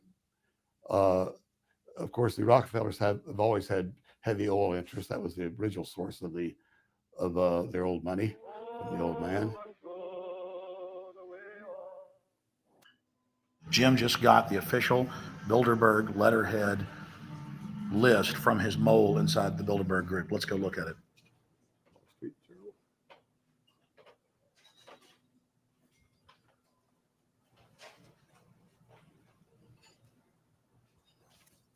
So, Jim, you got the list. Yeah.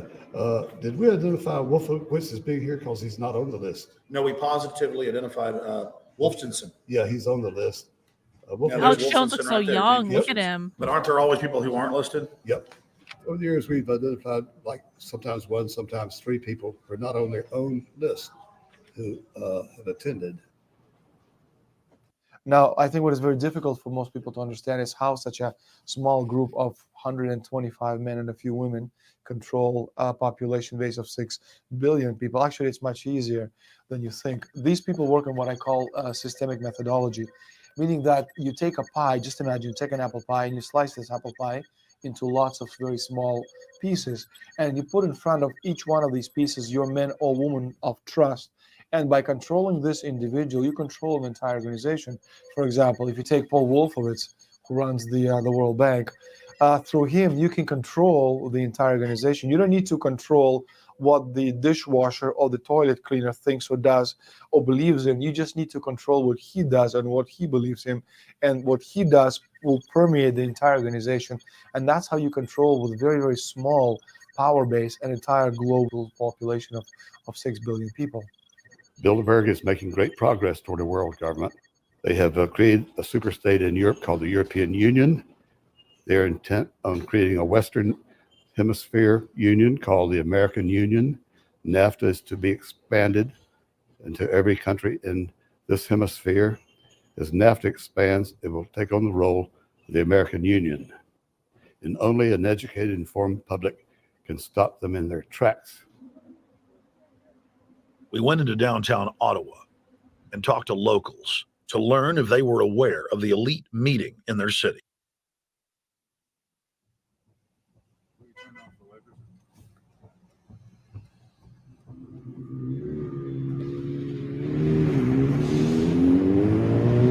Hey guys, attention just for a second.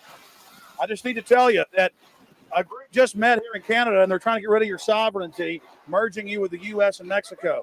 See, it's not funny. I'm serious. And your news isn't going to tell you about this. This is deadly serious. So I'm just letting you know, and I'm telling you about it. As they say, they are the guys that run. You know what? I totally had a moment just then of completely identifying with Alex Jones, because I feel like I'm in like the public square every single day saying, hey guys, radical revolutionary socialists have taken over the K through 12 schools, and here's how they're doing it, and I have all these clips of them talking about it, and here's what they want to do, and they want to take your kids away because they think your kids are private property, and they want to do X, Y, B, and Z, and then everyone looks at me like I have 3 heads, and they don't believe me, and I'm like, but I have all these clips, I literally have them saying this, and they're like, ha, silly crazy woman. So I definitely identify with him for that respect. The world, they make the decisions for we, and we just carry it out. Sir, did you hear about the Bilderberg Group meeting here in town? The 120 most elite people in the world? No. Hey, do you know that the elite's meeting here in town right now? Have you heard about it? 120 crime bosses? None of you heard of it? None of you guys have heard of the Bilderberg Group? Yes, perhaps I should bond with Alex Jones over not being taken. But Alex Jones is being taken more seriously today than I think he was back then. So maybe if I just keep talking about socialism for the next 15 years until I've really lost my damn mind, maybe then people will take me seriously. They're meeting right now. In the city, around 10% of the people were aware of the New World Order agenda. When we traveled to Parliament, close to half of the people we randomly spoke to were informed.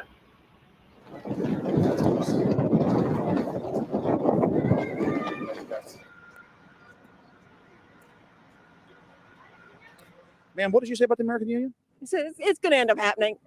We don't want it, but it's going to happen. Why do you think? Because the Bilderberg Group runs the world. You have the Trilateral Commission that's also part of the Bilderberg, which is the United States, Europe, and Asia. But most of this is public knowledge. Nobody wants to believe that there are conspiracies, that world leaders are already elected before they're voted on. So here we know that Bernard Lord is part of the outer circle.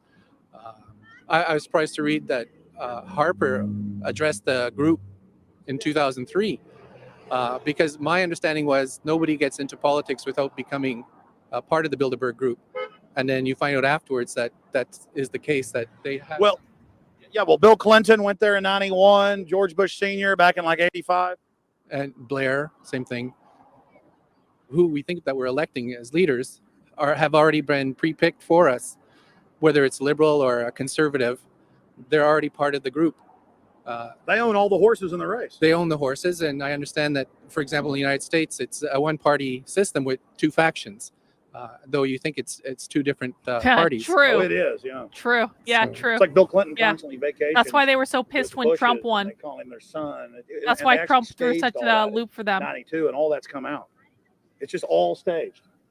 They're not going to let trillions of dollars slip through their hands. The good news is people are waking up, though. When you read human history, when you study it, all you see is elites trying to dominate, subterfuge, Machiavellian backstabbing. And somehow in the last 50 years, they convinced Westerners that the government's fine, can do no wrong, trust them. How did this happen? It's easy to lead sheep. I mean, people just follow. They don't want to believe these things will happen. No way. We'll just follow along with the norm. That's all. It's just makes it easier for everyone. What's your view on losing Canada's sovereignty? I like this country to stay as it is, and I love the United States to be there. Back in Austin, the capital of Texas, the public was frighteningly unaware of the nation's peril.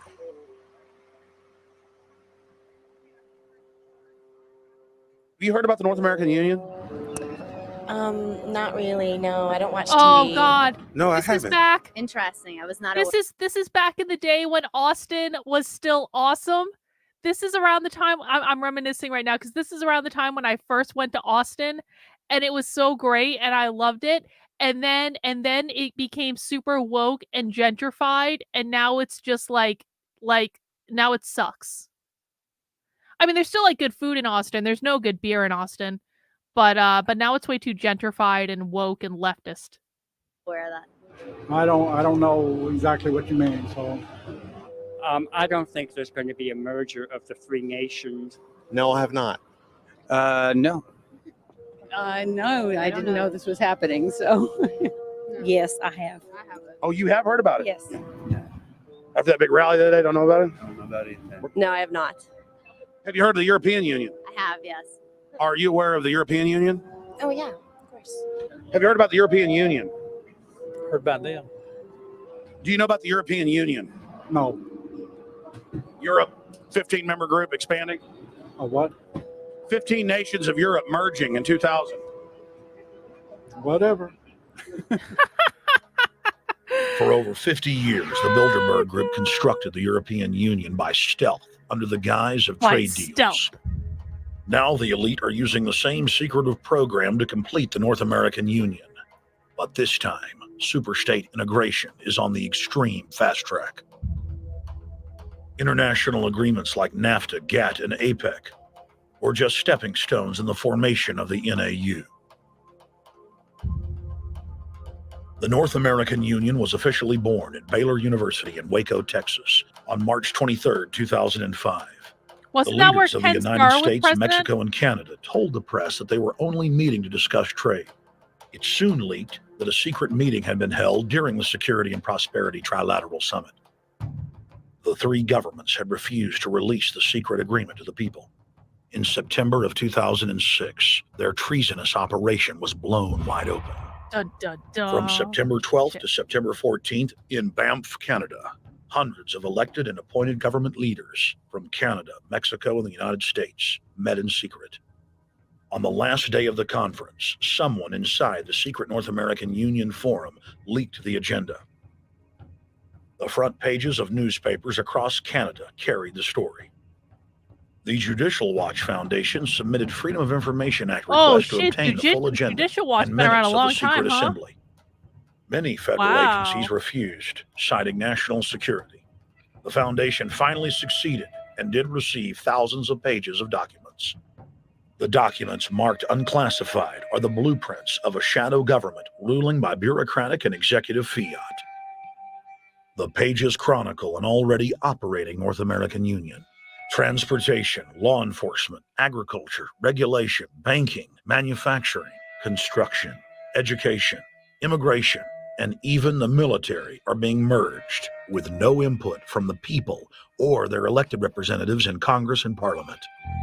One of the first items on their agenda was to stress how important it was that their plan, quote, be carried out by stealth. The controllers also talked about exploiting the public's fears of climate change to push a continent-wide tax to fund the new government. Globalist tool Wow. Robert Pastor is incessantly paraded on the world stage as the man behind the North American merger. When he testified before Congress, he pushed the idea of a continental security perimeter that erases national boundaries and merges the security apparatus. The best way to secure the United States today is not at our two borders with Mexico and Canada, but at the borders of North America as a whole. In fact, the North American Command, based in Colorado Springs, Colorado, was clearly running the meeting in Canada. For the past decade, the Pentagon has been training with Mexican and Canadian forces and has openly discussed using them inside the United States for disasters and to quell domestic unrest.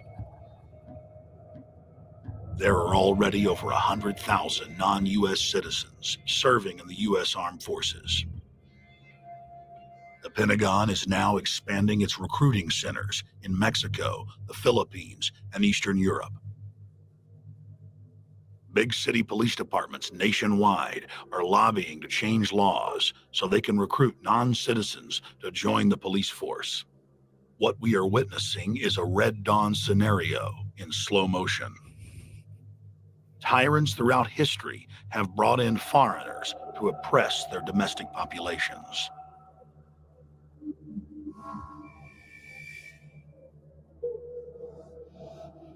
When their coup by stealth was exposed, the three governments went into damage control mode. The Security and Prosperity Partnership quickly staged a show summit that was held in Ottawa, Canada in February of 2007. It is the only way that we can achieve security and prosperity for our people is through this cooperation. We actually occupy one physical space, the North America. We've also had a chance as foreign ministers to talk about how we cooperate in the region and indeed in the world. Protesters who were upset about losing their countries and freedoms were not tolerated. A couple of weeks ago, Al-Qaeda supposed whatsoever. The Security and Prosperity Partnership has been signed without any sort of parliamentary debate. Globalist publications have been open with their frustration that the population has not bought their latest PR stunt. As integration inside the European and American unions accelerates, the superstates themselves are being merged. On April 30th, 2007, a summit was held at the White House.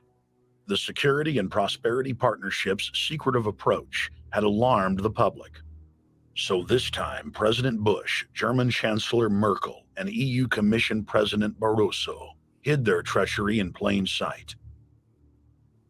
Thank the Chancellor and Josie very much for the transatlantic economic integration plan. And for that too, we need to develop a common market, common standards.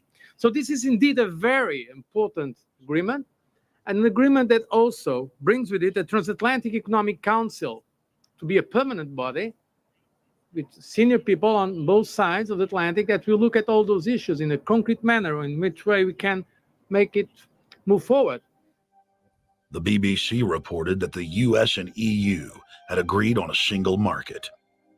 By announcing a new economic community integration, they were simply repeating what had been done in America and the EU on a larger scale. The accord states that the two blocs will aggressively push regulatory convergence in more than 35 areas, from financial services, intellectual property, military, education, mergers and acquisitions. They also agreed to jointly push a global carbon tax. We recognize that we have a problem with greenhouse gases. We agree there is a global threat, it's a serious threat. We agree there is the need to establish a limit to greenhouse gases. We need to discuss the possible pricing of CO2. How can we translate this into a market economic compatible scheme? We have agreed to establish a high-level group, a forum. This EU-US result is translated into the G8, debated together with the outreach countries, China, South Africa, Brazil, among others, and India. A global solution to a global problem. If Bilderberg succeeds, America falls. All the victimized countries lose their sovereignty. Bilderberg is not a person. It's not an idea. It's an ideal. A very powerful group of people working together, and for the positions of ultimate and absolute power, destroying every constitution on earth. No matter how powerful the constitution of the nation is, that's what these people do. The African Union arose out of the African Economic Community, shut up in the early 1980s. The African Union is financed by a consortium of international bodies, governments, and corporations. The African Union Army serves as an enforcement arm for the New World Order's exploitation of Africa. In Asia, APEC and ASEAN have announced plans to form the Asian Union, consisting of Asian and Pacific nations, having more than 3 billion people within its borders. Well, that hasn't happened. APEC will become the Asian Pacific Union, and the world is to be divided into 3 great regions for the administrative convenience of the world government in which the UN is to evolve. As the unions form individually, they are simultaneously merged to form the first planetary government. They're trying to destroy every nation on earth which is trying to promote progress, because these people basically they are landowners. They don't need progress because they control the land. If you take the most powerful man in London, the people who belong to the Council and the Committee of 300, who belong to the Bilderbergers, the British royalty, the Guelphs, the black nobility of Venice and Genoa, these people they're landowners. The New World Order is the Old World Order. I mean, it's just the names have changed, the appearances have changed, but the concept hasn't changed. The idea is still to bring the men back, kicking and screaming back to the Middle Ages, post-industrial age world order. One of the things that is very shocking to most Americans is the fact that the United Nations Global Biodiversity Assessment, which came out in 1995, clearly shows that in order to protect planet Earth, we have to go back to a feudal system. They actually said that in the document. To craft a modern feudal society, the globalists are implementing a standardized North American Union ID card to track, trace, and control their serfs as they travel throughout the 3 regions of the NAU. Building on the massive displacement of humanity caused by globalization, the New World Order that's is happening. rapidly constructing the physical Well, not of infrastructure goods, but of people. of the North American Union, the NAFTA superhighway control grid. I'm Arthur Peterson, Colonel retired, the Army. I see things today that are happening that would make my friend who died in World War II turn over in their grave. To think that people would even consider confiscating land of farmers and ranchers and taking their homes away from them to turn it over to a foreign company in Spain, which was controlled by Don Carlos Understand, a notorious socialist, and they get the tolls on Texas land for 50 years. See, The okay. proposed Hang on. I am enjoying this. Like I know I'm being a little bit of a Debbie Downer at times, but like I am actually enjoying this. I like even if I don't fully believe every single dot he's connecting, I think there is truth in this. I don't think it's the whole truth and nothing but the truth, but I think there is truth in this. So I don't want it to seem like I'm like are people generally enjoy like I think it's interesting, not something you watch every day. Kristen says, so a few months ago, Alex Jones said that in mid-September, he had proof TSA in airports would mandate masks. Yeah, it didn't happen, so I take him with a grain of salt. So, like, here's the thing, guys. Like, and this is a trick that everyone can utilize. The reason that people take Alex Jones seriously, whether he knows what he's talking about or he doesn't know what he's talking about, and I do think that Alex Jones knows more than the average bear. I to give him he knows a lot. He reads a lot. He puts a lot of things. I'm not going to take anything away from him. But the reason that so many people trust Alex Jones when he's not giving full receipts and full information, and he's just doing this, trust me, bro, pinky swear. Like, the reason so many people trust him is because Alex Jones, in every single thing that he says, speaks with confidence. He speaks with resounding confidence every single time. And this might sound weird, but like, you can sell a person the idea that the sky is purple. Like, if you speak with confidence and determination. And so let that be a lesson to you, whether you know what you're talking about or you don't. If you speak with confidence, no matter what you say, people will believe you. Whether that's good or bad is another story, but that's the truth. Texas corridor would be a patchwork of superhighways and railroads stretching 4,000 miles from the border of Mexico, cutting through Texas to Oklahoma. A lease has been signed that would make Texas Highway 121 a toll road. A private Spanish company won the bid to build and collect the tolls for the next 50 years. These deals with private companies are being negotiated largely in secret, and many state lawmakers are worried taxpayers are being sold down the road. Critics say it's a threat to our national security. It's part of a plan. Hang on, I got a super chat from Allison. Thank you, Allison. Not a fan of New World Order either, but do you think AJ's appealing to emotions gets more people fearful of the WEF is a bigger threat? Oh, yeah. Oh, yeah.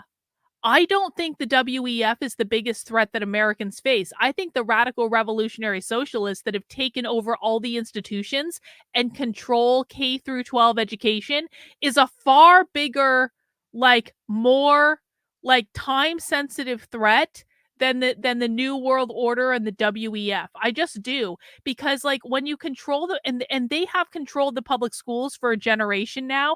If they get another generation controlling the public schools, we are effed beyond all repair. So it's like I'm not suggesting the WEF isn't a problem.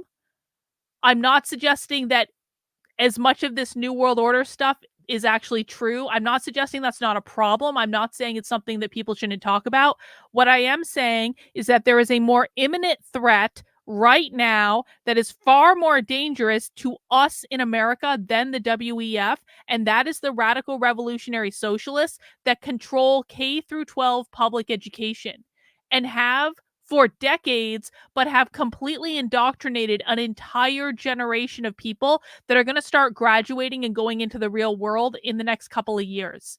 That's just, it's like sometimes you have to prioritize and admit that some things are more important right now than others, but that doesn't mean what you're concerned about isn't a problem. It just means it's not the most pressing problem that we have to deal with right now. Plan for a North American integration being carried out by government and corporate elites without congressional or voter approval.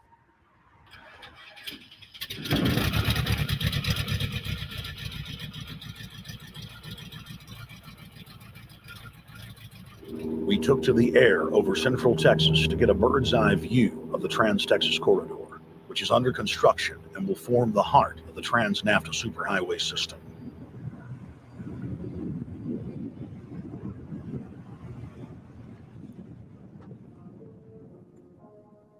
History repeats itself. 2,000 years ago, all roads led to Rome. I just want to say that, I understand that Alex Jones gets a lot of stuff right. He also gets a lot of stuff wrong.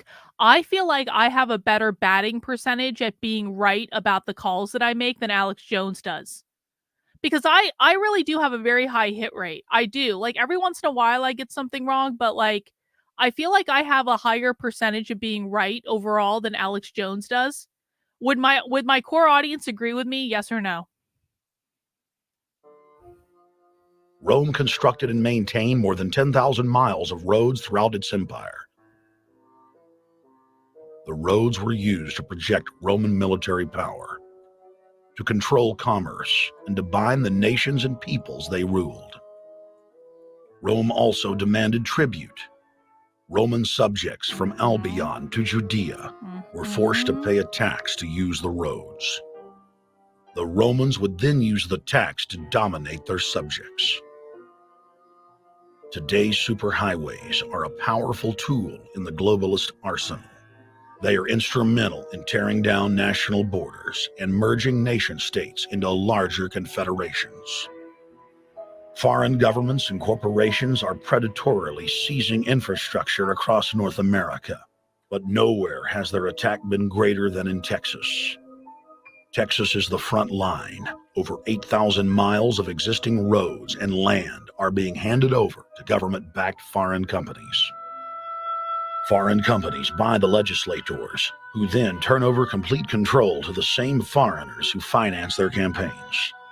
Government power is then illegally transferred to unelected quasi-governmental regional boards that circumvent local governments and the will of the people.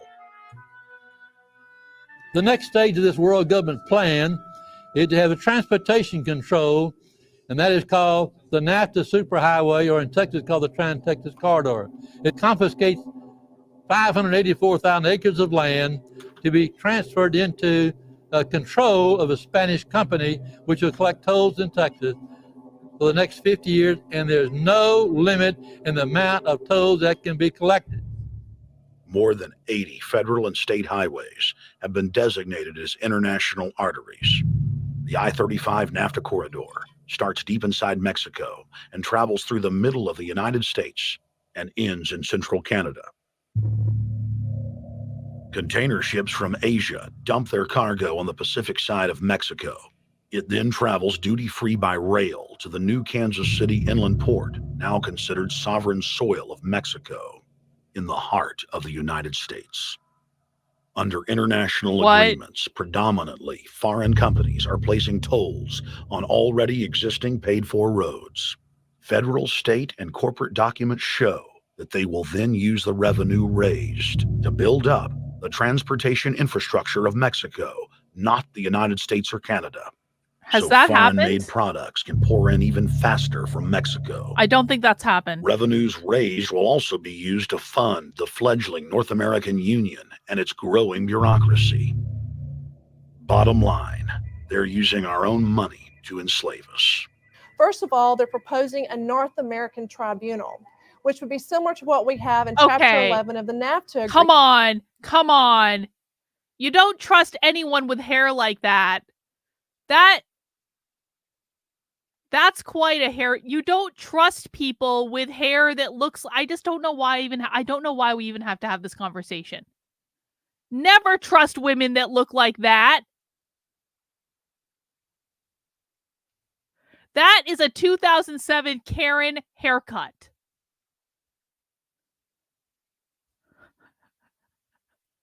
Agreement, which is trumped by international law. The U.S. Supreme Court and our Constitution could potentially be rendered invalid. And what we would have is new North American business law that would trump what we have here in the United States. What is also interesting to note that the NAFTA headquarters is in Mexico and controls the United States trade and rules against the United States Congress, and no one seems to challenge it. It's very probable and probably inevitable that our right to bear arms would be challenged in a North American court. What is this little thing she has on the back? This is, you know what this haircut is? This is what happens, and I know this because I've had short hair in my life. This is what happens when you have a short haircut and you don't want to go because you have to get your haircut a lot when you have a short haircut, and you forget to make your appointment, and then weeks go by and your hair starts growing to that uncomfortable length, and in the back the hair in the back grows down because like that's just one of the areas that it becomes most noticeable when you have a short haircut. This is what this is. You never trust women with this haircut. This is like Carol Brady level shit. So this is just an example of what's happening and what's being proposed. We want to keep our trial by jury system. We want to keep our right to keep and bear arms. We want a system where we have a Supreme Court and not have a tribunal that will be superior to the Supreme Court. In 2005, Centra, a Spanish-owned company, signed a secret agreement with the Texas Department of Transportation to erect toll roads on existing roads and to toll new roads that were completely paid for by tax dollars. There are people, believe it or not, in Texas who don't know what the Trans-Texas Corridor is. Exactly. TTC 69, which they'll have the environmental hearing starting this spring on, runs through my part of the state. And there are people over there who have no idea what's fixing to come in their backyard.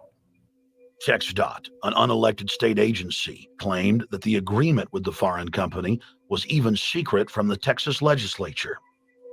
When the truth came out, newspapers across the state called for heads to roll politically. Centra's response was to have its Australian subsidiary make its first U.S. newspaper buy. Every newspaper they bought was along branches of the Trans-Texas Corridor and had been critical of the toll road plan. The cost of 40 or 50 newspapers is nothing compared to the profits that'll be made. Just phase one alone of the state toll road plan is estimated to raise more than $200 billion in just the first 15 years. And Texas is only a small part of the global panorama. A combine of transnational companies is aggressively consolidating public finance infrastructure worldwide. And the same interests are erecting a world government according to their rules. A literal wonderland of corporate corruption, where governments simply act as vacuum cleaners, sucking up the wealth and resources of the middle class and transferring it to offshore bank accounts, leaving behind a cultural and economic wasteland of easily managed slaves. The whole purpose about the North American Free Trade Agreement is not about trade, it's about control. Control of people. CAFTA is even worse. Control of people. It's not about trade, it's subsidized trade with taxpayers' funds. This thing started here. And to save this country, we kill this damn thing here. Stop here in Texas. We stop the New World Order right here in Texas. Oh my Polls God. consistently show that over Come 90% of the on. people are against the NAFTA highway systems and its toll roads.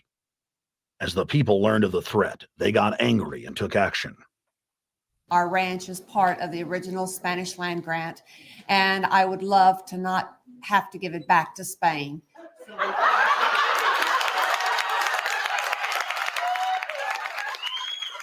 Opponents of a proposed superhighway today held a major protest. But wait. Are you telling me that there was a time in this country when conservatives got off their asses and actually went to a protest? What happened? Like, why were conservatives protesting back in 2007, but they can't be bothered to leave their lazy boy now unless it's to go to a Trump rally? This is like staring into an alternate universe where people actually do stuff. Yeah, the good old days. Exactly.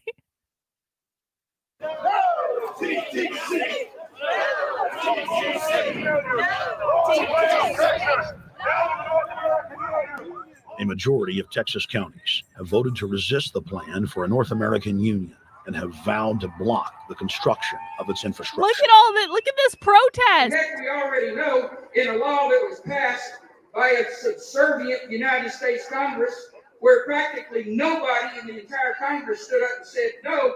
They've already passed a law saying all their drivers. No one's on their phones. Well, I'm telling you right now, I'm not going to carry in a driver's license and got a chip in it so Big Brother can watch everywhere I go and see everything I do. No, hell no. No, all of it. No. We, the people, own this plot of ground. We, the people, own those trees. This is so conservative, it hurts. We, the people, own our beautiful Texas, and we are not going to let a bunch of crooks and robber barons take our beautiful Texas away from us. Hell no! Hell no!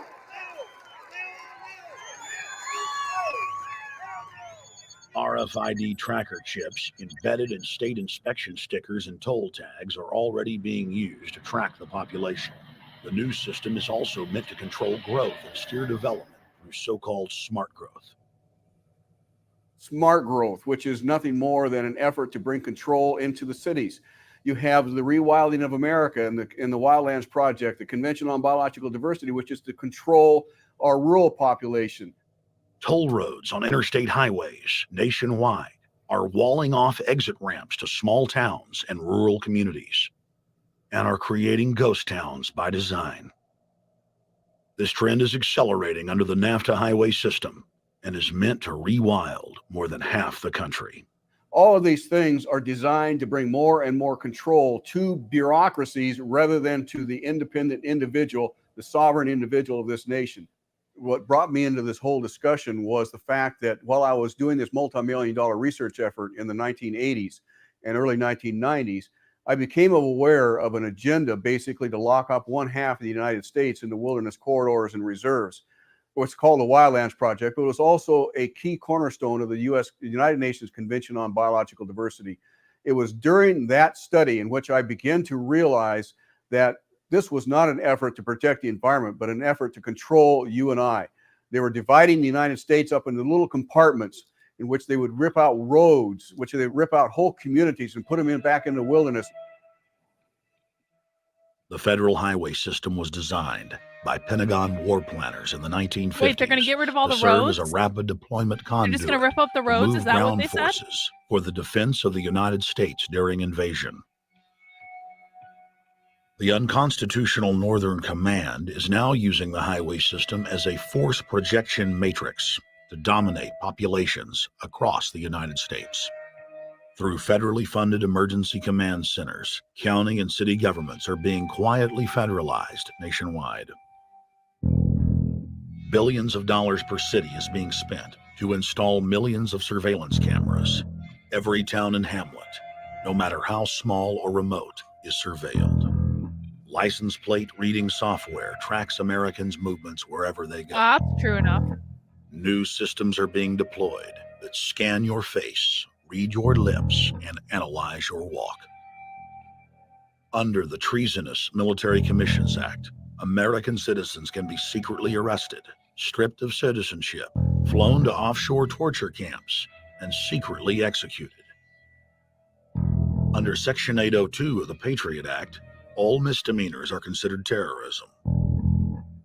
Federal police squads, called Viper teams, randomly force Americans to line up and show their papers. From the sidewalks of Miami, to the subways of New York, to the streets of Houston, Texas, citizens are being searched by heavily armed gangs of paramilitary police.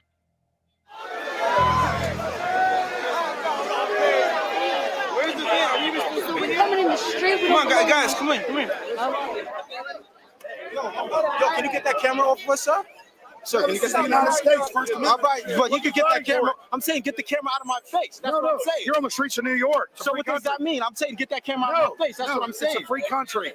Fuck wrong with It's a free country. Get this damn camera out of my face. Like this isn't Nazi Germany. There's no camera in your face. God. Hey, move to Russia, okay? Yo, Judge. We can have cameras on the streets. I said get it out of my face. Your guy starts cussing at us. I said get it out of my face. That's what I'm saying. It was never in your face.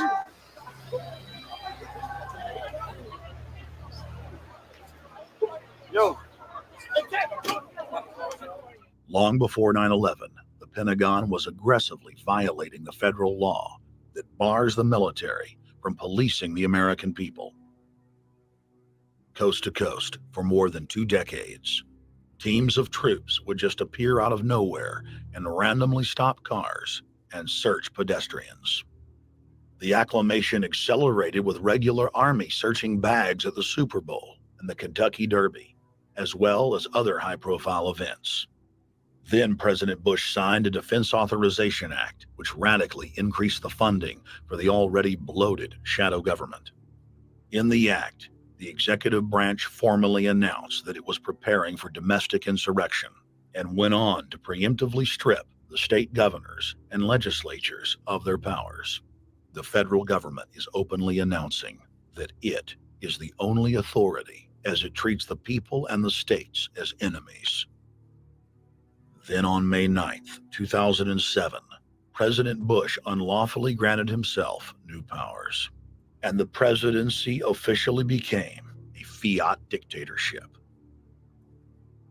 In the past, continuity of government has been shared by the legislative, judicial, and executive branches of government. Now, all power resides with the president for the smallest of reasons, including, in the document's own text, any incident in the world, regardless of location, that affects population, infrastructure, environment, economy, or government functions can trigger, at the president's will, total martial law.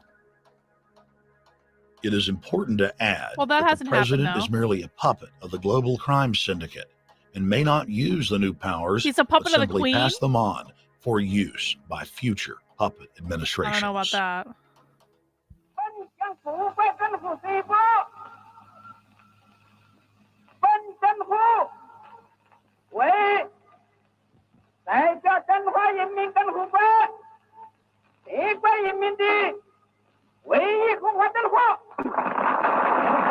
Oh, Jesus Christ. I didn't need to see that.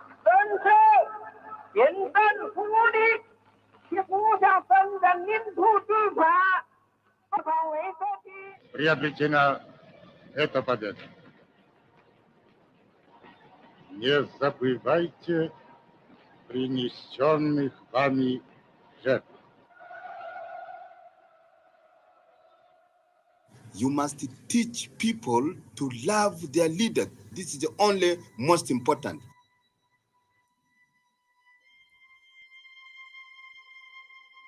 Why don't we learn from the mistakes of our ancestors? Why does humankind find itself bound in a cycle of bloodshed and enslavement? Predatory elites have always rationalized their oppression by claiming that they are superior and have the divine right to rule, when all they really are is a gaggle of ruthless psychopaths, parasitically feeding on the host population until their cancerous movement causes the collapse of the host. He's besmirching There have been the thousands queen. of tyrannical I don't governments approve in of history, this. and less than 10 that can truly be called free. In the 20th century alone, over 150 million people were murdered at the hands of the state. In Russia, the Red Terror consumed the lives of more than 60 million men, women, and children. Hitler's war killed 22 million. During Mao Zedong's reign alone, more than 60 million peasant farmers were killed. And the list goes on. 300,000 innocent civilians killed in Guatemala. More than 2 million souls brutally murdered by the government of Cambodia. 1,500,000 killed in Turkey. 300,000 in Uganda. 800,000 plus hacked to death with machetes in Rwanda. Sadly, there are too many examples of innocent families being exterminated by their governments on an industrial scale to name them all. That's true enough. It is a historical fact that the state is the #1 cause of unnatural death. If you take the 150 million people killed by power-mad government in the last century and divide it by 100,000, the number of souls lost would fill the biggest sports stadium, packed with 100,000 screaming fans, 1,500 times over. That's 1,500 sports stadiums crammed with 100,000 people each, all exterminated. For those who think it can't happen here or won't happen to them, you have been warned. The carnage witnessed in the last 100 years was only the preparatory phase of the New World Order's master plan. 少有常识的人都会看出，如果我们的铁骑继续前进，这个螳臂挡车的歹徒难道能够阻挡得了吗？ Hitler and Stalin's crimes are now part of history. But the communist Chinese system of evil is not content with racking up the highest death toll in history. Dang. The mass murder and enslavement is still going on today and enjoys the full support and sanction of the New World Order. 摄像机拍下的这个画面，同西方某些国家的宣传恰恰相反，正好说明了我们的军队。 Communist China serves as a globalist laboratory, a proving ground That's where true 1.4 enough. billion people live out their lives as guinea pigs and True serve enough. as test subjects for the formulation of the brave new world. U.S. and British forces worked closely with Mao Zedong during World War II, and at the end of the war, they secretly backed Mao in driving out Chiang Kai-shek and the Nationalist. The OSS, and then the CIA, believed that Mao would have a stabilizing effect. Bill Clinton's mentor, and Georgetown University political science professor Carol Quigley explained in his book, Tragedy and Hope, how the Anglo-American Roundtable groups backed every brand of authoritarianism, from communism to fascism, to ensure that a centralized government dominates the population and the economy as planned. The elite are monopoly men. They seek to create monopolies and dominate populations through the barrel of a gun. In their writings, the leadership of the New World Order has continuously heaped praise on the corrupt communist Chinese model.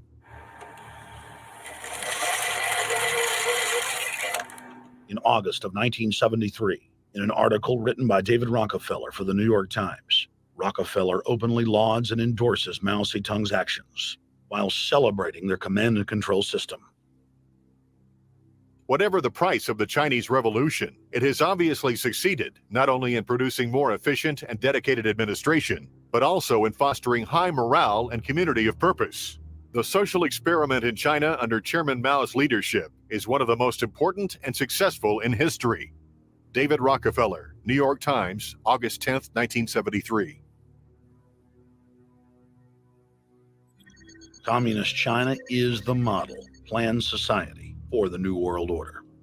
China has received more United Nations awards for its policies and form of governance than any other nation. In the eyes of globalist planners, authoritarian China is the future. China adopted the dreaded one-child policy due to lobbying from a consortium of eugenics organizations, which includes Planned Parenthood and the United Nations. Couples that have more than one child face heavy fines and imprisonment. The practice of forced abortion in China, coupled with the cultural desire to have a male child, has plunged China into a deepening crisis where there are 30 million more men than women. The Chinese police state ruthlessly crushes all forms of dissent. Underground churches, Falun Gong practitioners, striking factory workers are all sent to forced labor camps. That's true, and their organs are harvested Their blood too. and tissue types are cataloged in preparation That's for true. organ harvesting. True. See? I've seen the organ harvesting The documentary. Chinese government then sells the prisoners' organs to the highest bidder True. on the world market. There's a whole documentary on Amazon Prime about this. If people haven't seen it, it's actually deeply disturbing. I forget the name, but I'm fairly certain you can find it if you know it's there. But like, it's really disturbing. If a wealthy patient chooses to fly into China, the prisoner is killed and the organs are implanted. If the organs are being flown out of the country, a mobile execution van extracts the organs on the way to the waiting aircraft. The social engineers of China aggressively euthanize the elderly and disabled. China is merely following the globalist blueprint for the world. The same system of total dehumanization is quietly being phased in worldwide. Depopulation should be the highest priority of foreign policy towards the Third World. See, Henry this Kissinger, is why 1974. conservatives are obsessed with depopulation. There's a need for a new world order, but it has different characteristics in different parts of the world. Now, none of this may succeed this time, but this, to me, is sort of the outline by which someday, in the next few years, a solution will emerge. Where does this mindset come from? Why do the elites kill the largest masses of people when no one is resisting them, when they've already attained total control? What ideology drives the elite psychopath? Since Plato's time, 2,400 years ago, state planners have openly proclaimed their desire to control every detail of the commoner's life. From breeding programs to mass extermination of undesirables, the dark dream has continued on for millennia.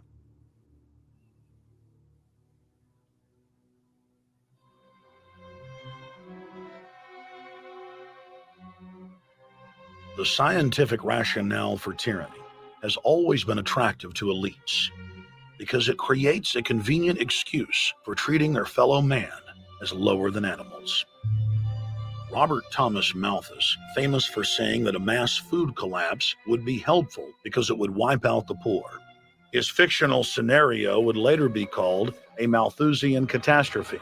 See, that's the Malthus is Malthusians. important I've been telling you because guys his it's the ideas Malthusians. led to the rise of a new scientific field that would Well, that dominate really came the from course Rottweiler. I have of to give human Rottweiler history credit. for the But next 200 plus years. Charles not the Darwin, socialists. an admirer of the Different Malthusian group. catastrophe model, Malthusian. developed the theory of evolution, its chief tenet being the survival of the fittest.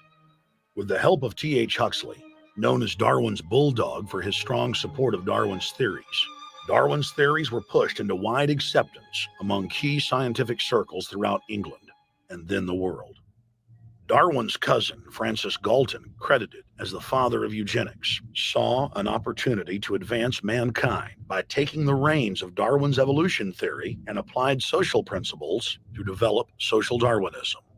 The families, Darwin, Galton, Huxley, and Wedgwood, were so obsessed with their new social design theory that they pledged their families would only breed with each other.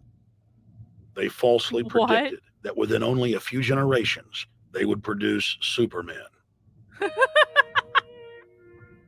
The emerging pseudoscience was only codifying the practice of inbreeding, already popular within elites for millennia. The four families experiment was a disaster. Within only 2 generations of inbreeding, close to 90% of their offspring either died at birth or were seriously mentally or physically handicapped. The moneyed class of the planet, and particularly the royal families of the world, who were already obsessed with breeding and filled with a predatory disdain for the underclass, seized on the new science and began aggressive. There's a great channel on YouTube, Lindsay something. Lindsay covers like royal history and stuff. I forget. I wish I remember the name of it, but I don't. But you can find it pretty easily. Anyway, there are some great videos that she's done on royal inbreeding and royal incest, and it is actually crazy. So if you look at the family trees of like some royalty, it literally is a circle. Because it's like they all slept with their cousins, and like all it's like it really is kind of like it's gross, but it's interesting. Enforcing its aims worldwide.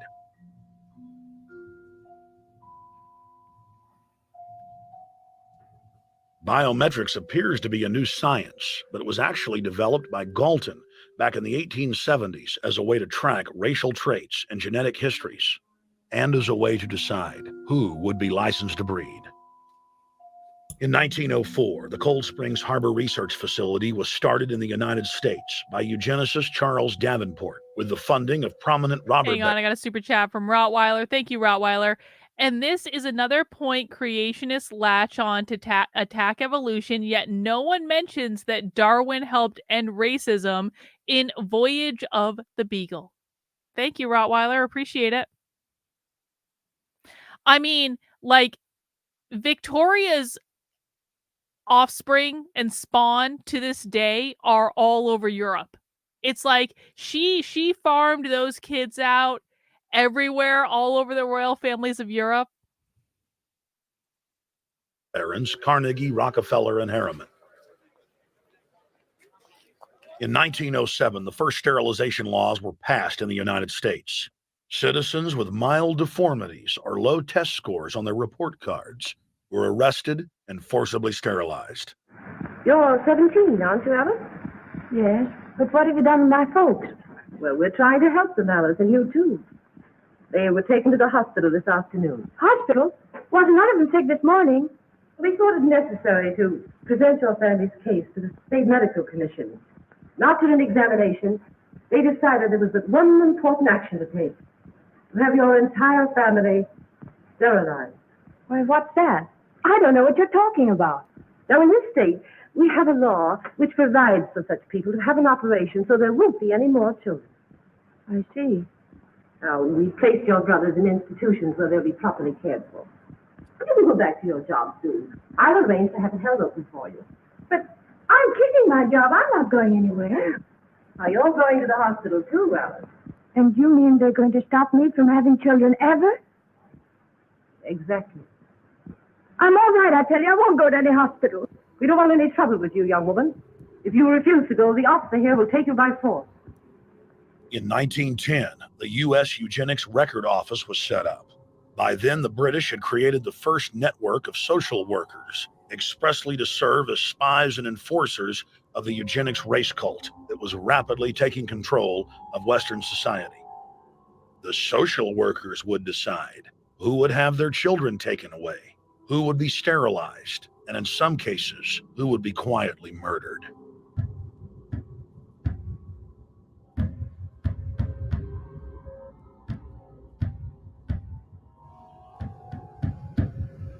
In 1911, the Rockefeller family exports eugenics to Germany by bankrolling the Kaiser Wilhelm Institute, which later would form a central pillar in the Third Reich. At the 1912 International Eugenics Conference in London, eugenics becomes an international craze and gains superstar status. The futurist and best-selling sci-fi author H.G. Wells had studied biology under top eugenicists and was spreading the new faith worldwide. In 1916, H.G. Wells' lover, Margaret Sanger, starts her promotion of eugenics in the United States. In 1923, Sanger receives massive funding from the Rockefeller family. Sanger wrote to fellow eugenicist Clarence J. Gamble that black leaders would need to be recruited to act as frontmen in sterilization programs directed against black communities.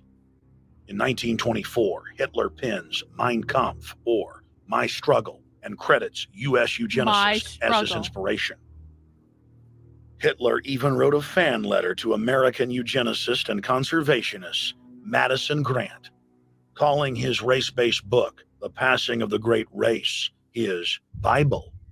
Hitler developed the plan for mass extermination of the Jews and what he called other sub-races, as well as the handicapped from Grant. By 1927, eugenics hit the mainstream. The so-called science was aggressively pushed through contests at schools, churches, and at state fairs. Churches competed in contests with big cash prizes to see who could best implement eugenics into their sermons. Major denominations then tell Americans that Jesus is for eugenics. Never trust religion. That same year in the United States, more than 25 states passed forced sterilization laws, and the Supreme Court ruled in favor of brutal sterilization policies. When Hitler came to power in 1933, one of his first acts was to pass national eugenics laws, modeled after laws in the United States.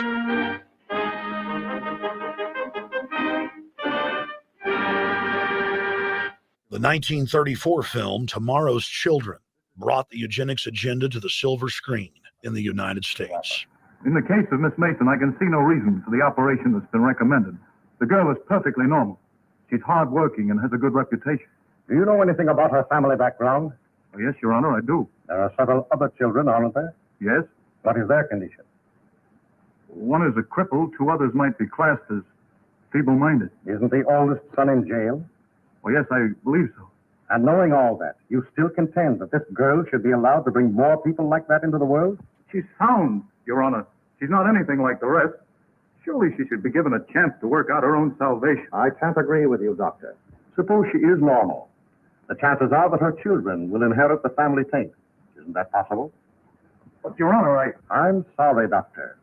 3 generations of unfit are enough. Petition not allowed.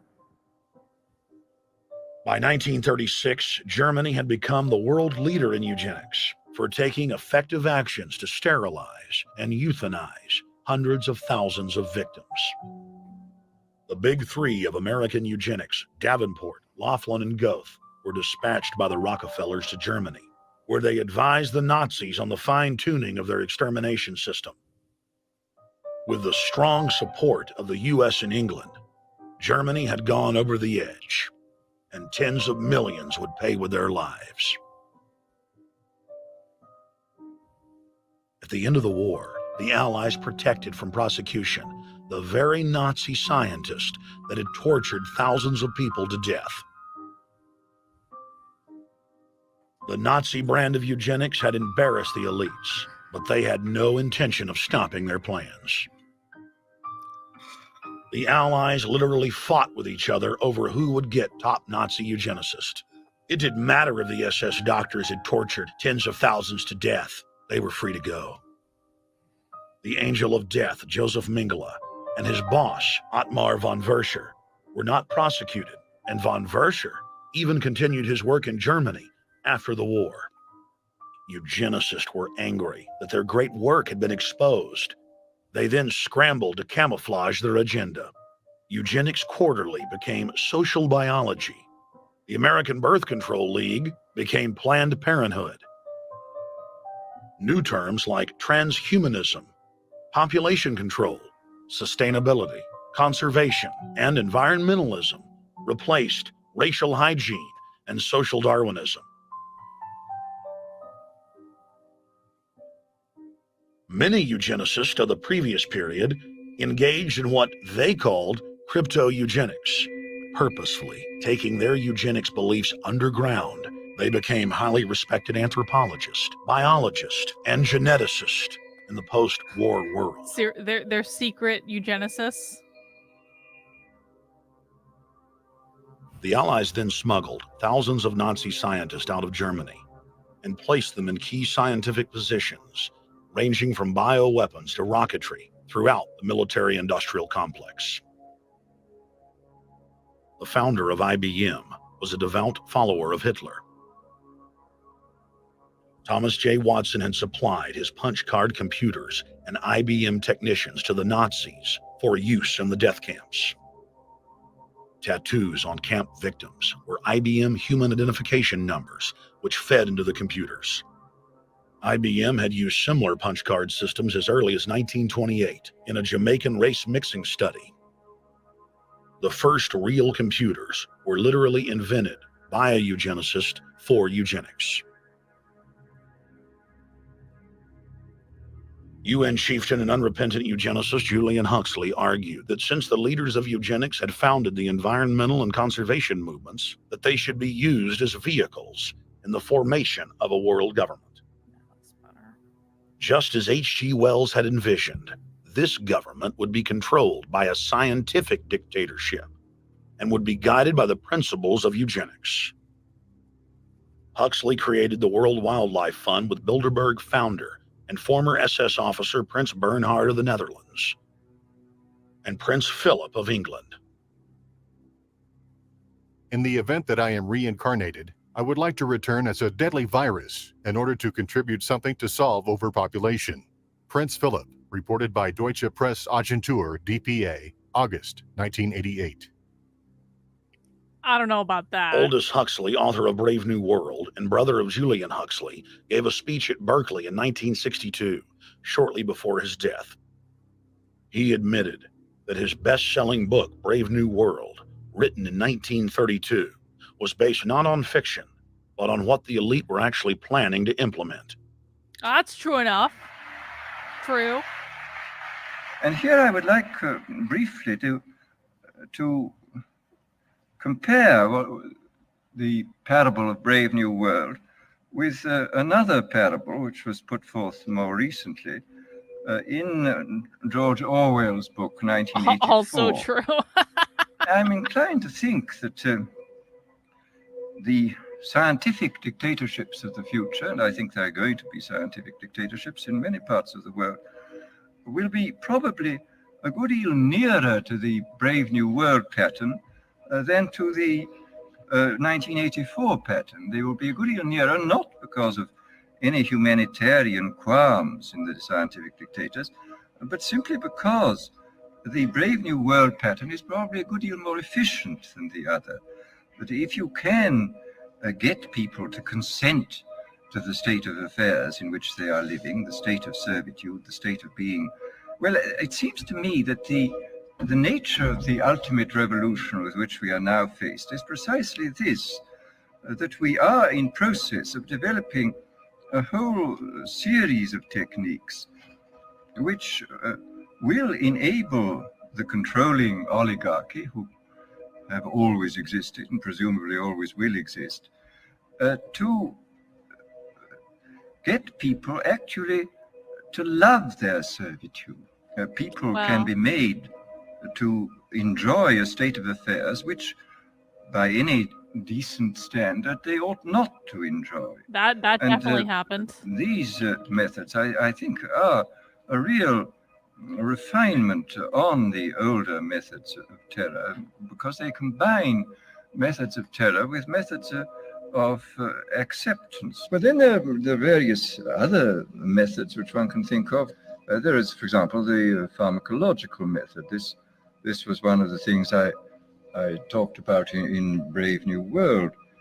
And the result would be that, I mean, you can imagine a euphoric which would make people thoroughly happy even in the most abominable circumstances. I mean, these things are possible.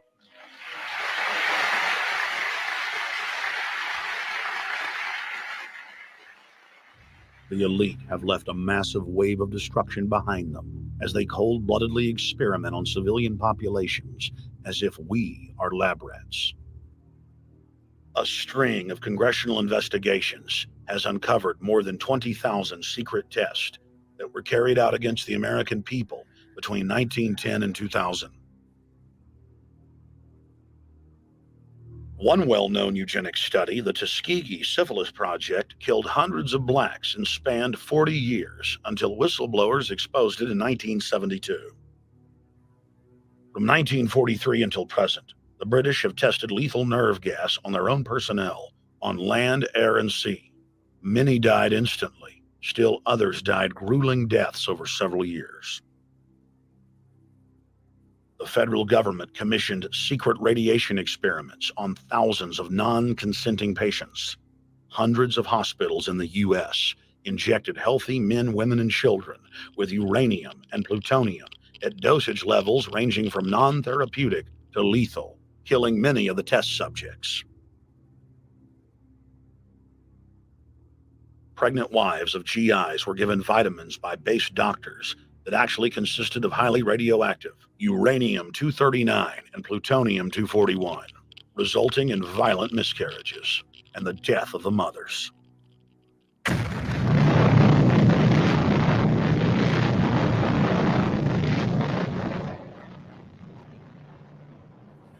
Soldiers, sailors, and Marines were used as guinea pigs in hundreds of atomic and hydrogen bomb tests. Patriotic Americans were radiated side by side with lab animals.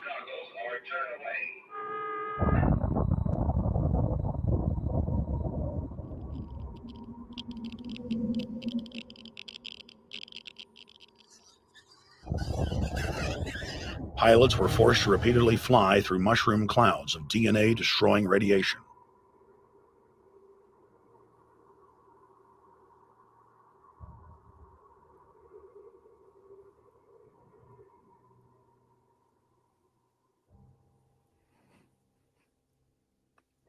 From 1951 to 1961, the U.S. Army paid Israel's health ministry 3 million lira to conduct radiation testing on Sephardic children that immigrated to Israel.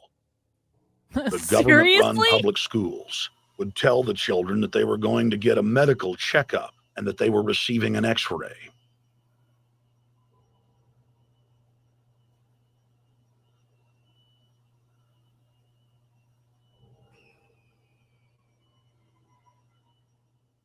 The Pentagon had already radiated more than 4,000 institutionalized children in the United States, many of which had died. More than 110,000 of the darker-skinned Jews were given 35,000 times the maximum dose of X-rays to the head repeatedly. Many of the children died within months. All of them lost their hair. Some still live today and endure excruciating health problems. The covert testing of chemical, biological, and radiological agents on unsuspecting populations continues worldwide today. From 1940 to 1979, the vast majority of the British population was sprayed by aircraft more than 2,000 times with deadly chemicals and microorganisms that explains so without much. ever being told. In 1968, the Pentagon tested a deadly bioweapon on New York subways and placed personnel in local hospitals to monitor the effects. Aggressive sterilization of men and women continued in many states until the mid-1980s.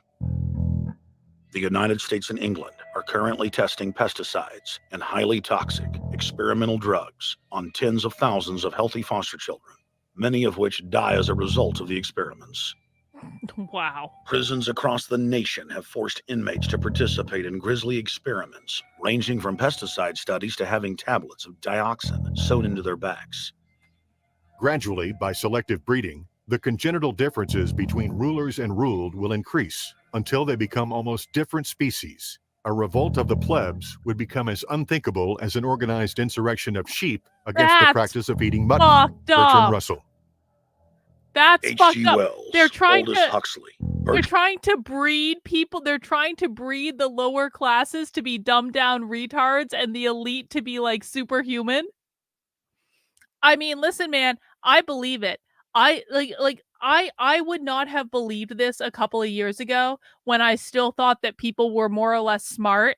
But having been like a public person on the internet for almost 4 years now, I can unequivocally confirm that most people are stupid. Most people are retarded. It is one of the most blackpilling revelations of my life how stupid most people are. I'm sure everyone listening to this right now is an exception to the rule. Would there I only have people in my audience with an IQ above 100, but like it's really hard to grow my audience because so many people are so fucking stupid. They are not able to understand the most basic of content, and then they become frustrated and they become belligerent, and then they throw hissy fits and they become disruptive. My core audience has seen this over and over and over again.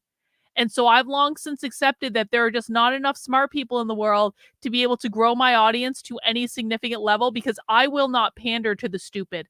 I acknowledge that the stupid exists. I don't think that the stupid are bad people. I just think that they should stay with their own kind. Stupid people need content too. And so I don't look down on people who create content for stupid people like the Daily Wire or Chrissy Mayer or Dave Rubin or any of the people who create content for they're all good people. They all deserve to be happy. I'm just suggesting that I absolutely believe that dumbing down of the general population has occurred because I see it happen in front of me every single day.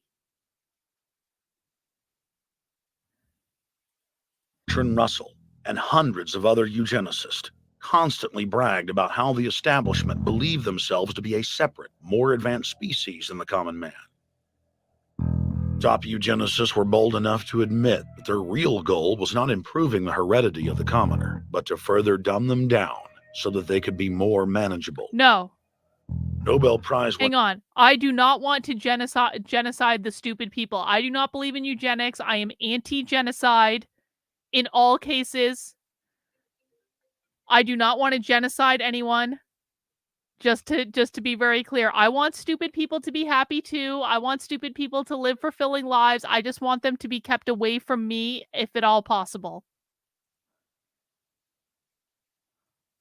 Winter Russell wrote at length about how vaccinations filled with mercury and other brain-damaging compounds would induce partial chemical lobotomies and develop a servile zombie population. Diet, injections, and injunctions will combine from a very early age to produce the sort of character and the sort of beliefs that the authorities consider desirable. And any serious criticism of the powers that be will become psychologically impossible. Bertrand Russell. Over 100 years ago, eugenicist social planners said that they'd use mind-altering drugs to control the population. By 2007, more than 20% of the U.S. population were on some type of prescription antidepressant. But in the case of foster children, a sector where the state has total control, at least 2/3 are forced to take a cocktail made up of, on average, 7 psychotropic drugs. Chairman of the Texas Society of Psychiatric Physicians, Joe Burkett, testified before the State House Select Committee hearing on psychotropic drugs in foster care and shocked the public when he said that 2/3 of foster children in Texas had been placed on psychiatric drugs because they were very, very sick from a bad gene pool. I mean, like, think about how many kids in school are diagnosed with ADD, ADHD, and they get put on drugs for that. Like, I'm sorry, like, we shouldn't be medicating people like this. I agree. Like, I don't think it's any coincidence that all of a sudden, because ADD wasn't a thing when I was in school. I'm old. ADD wasn't a thing. But then all of a sudden, everyone in school started getting diagnosed with ADD, ADHD, all that stuff. Like, what year did that explode? Because I was definitely not in school when that was a thing. A lot of these kids come from bad gene pools. They don't have stable parents making good decisions. Besides the gene pools, they've then been traumatized by abuse, neglect, and problems, and then they've been traumatized by separation, and all those things predispose to mental illness. The Western world is now implementing eugenics pre-crime policies. Fetuses are now being pre-screened according to family histories of crime. From Portland, Oregon to London, England, Child Protective Services are enrolling newborn children into criminal databases at birth and forcing them to attend probation hearings at age 2. The overlords of scientific dictatorship are ruthlessly prosecuting a war on our most defenseless. In December of 1974, the U.S. government made Third World population reduction a central national security issue. The operation plan, titled National Security Study Memorandum 200, was simply a regurgitation of the British Commission on Population, created by King George VI of England in 1944, which openly stated that populous Third World nations posed a threat to the international elite's monopoly of global power. The Kissinger-authored U.S. plan targeted 13 key countries where massive population reduction was called for. Kissinger recommended that IMF and World Bank loans be given on condition that nations initiate aggressive population control programs, such as sterilization. Kissinger also recommended that food be used as a weapon, and that instigating wars was also a helpful tool in reducing population. In 1972, the Nixon White House also implemented a eugenics policy, which was directed by George Herbert Walker Bush, then United States Ambassador to the United Nations. Bush advised China on the formulation of their one-child policy and directed the federal government to forcibly sterilize more than 40% of Native American women on reservations. The Bilderberg-dominated Club of Rome advocated environmentalism as the best front to implement population reduction. Western populations would accept serfdom if it was packaged as saving the earth. Wow, that's a strong line. Hang on. Western populations would accept serfdom if it was like depended on saving the earth. Wow, now that's called global warming and climate change. That's right, Kurt. Industrialization of Africa, Asia, and Latin America could be blocked. Citizens would more willingly give up their national sovereignty if it were sold as a way to help the planet. The think tank also concocted the peak oil fraud as a way to create artificial scarcity. And the Club of Rome has been aggressively pushing a global carbon tax as a way to fund their planetary government. In the draft copy of the United Nations Global Biodiversity Assessment, it states very clearly that we must reduce the human population from its current level of about 6 billion people down to about 1 billion people. In the 1970s, South Africa developed race-specific bioweapons to target blacks and Asians, and then subsequently sold the technology to Israel in the mid-1980s. In September of 2000, the Project for a New American Century published a document in which Dick Cheney described race-specific bioweapons as politically useful tools. And somebody mentioned, well, why would they want to reduce the human population when that means less money for them?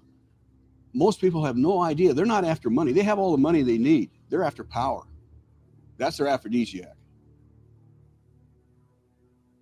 the overlords of the New World Order, are now aggressively pushing for a worldwide one-child policy. The Chinese one-child policy was phased in gradually. Well, that didn't happen. Now In the China's 60s, one-child when it policy began, isn't you even only had to pay a doesn't tax even penalty. happen anymore. Only later did they imprison you if you had more than one child. Now the exact same proposals to penalize couples who have more than one child are being made in the United States, England, and Europe.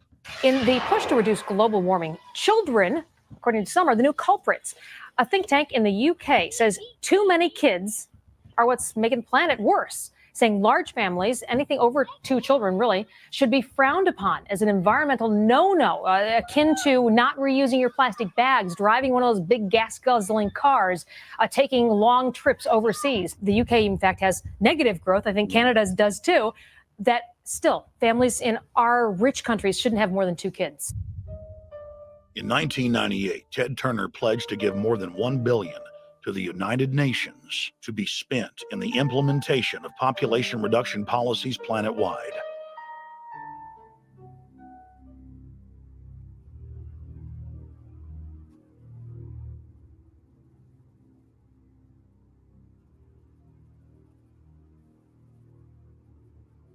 In 1999, the Bill and Melinda Gates Foundation gave $2.2 billion to Planned Parenthood, the United Nations Population Fund, and other population reduction groups. By 2007, the Gates had given more than $30 billion, almost exclusively to population control groups. The controlled corporate press cynically reported that the Gates were giving the money to help third world children. Bill and Melinda Gates were dethroned as the world's most generous philanthropists when their friend and fellow population reduction enthusiast, Warren Buffett, gave $37 billion to fund an army of population control groups. And I actually think the world will be much better when there's only 10 or 20% of us left. Dr. Eric Pianka. Prominent University of Texas biologist Dr. Eric Pianka, while receiving an award from the Texas Academy of Science, said that the worldwide AIDS pandemic was, quote, no good, it's too slow, and went on to laud the virtues of Ebola because it would kill 90% of the world population quickly. When his statements erupted into a national controversy, his graduate students defended him, stating that Pianka was too conservative and that all humans should be killed. But most frightening was the fact that in a crowd of over 1,000 prominent scientists, local newspapers reported that 95% of those in attendance gave Pianka sustained standing ovations every time he extolled the virtues of mass-culling microbes and man's destruction.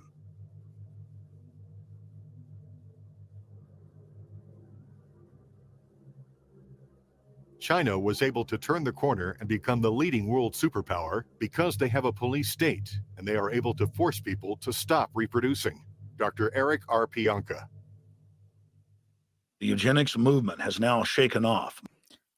I should want to fight it. I'm already doing enough. I'm doing enough.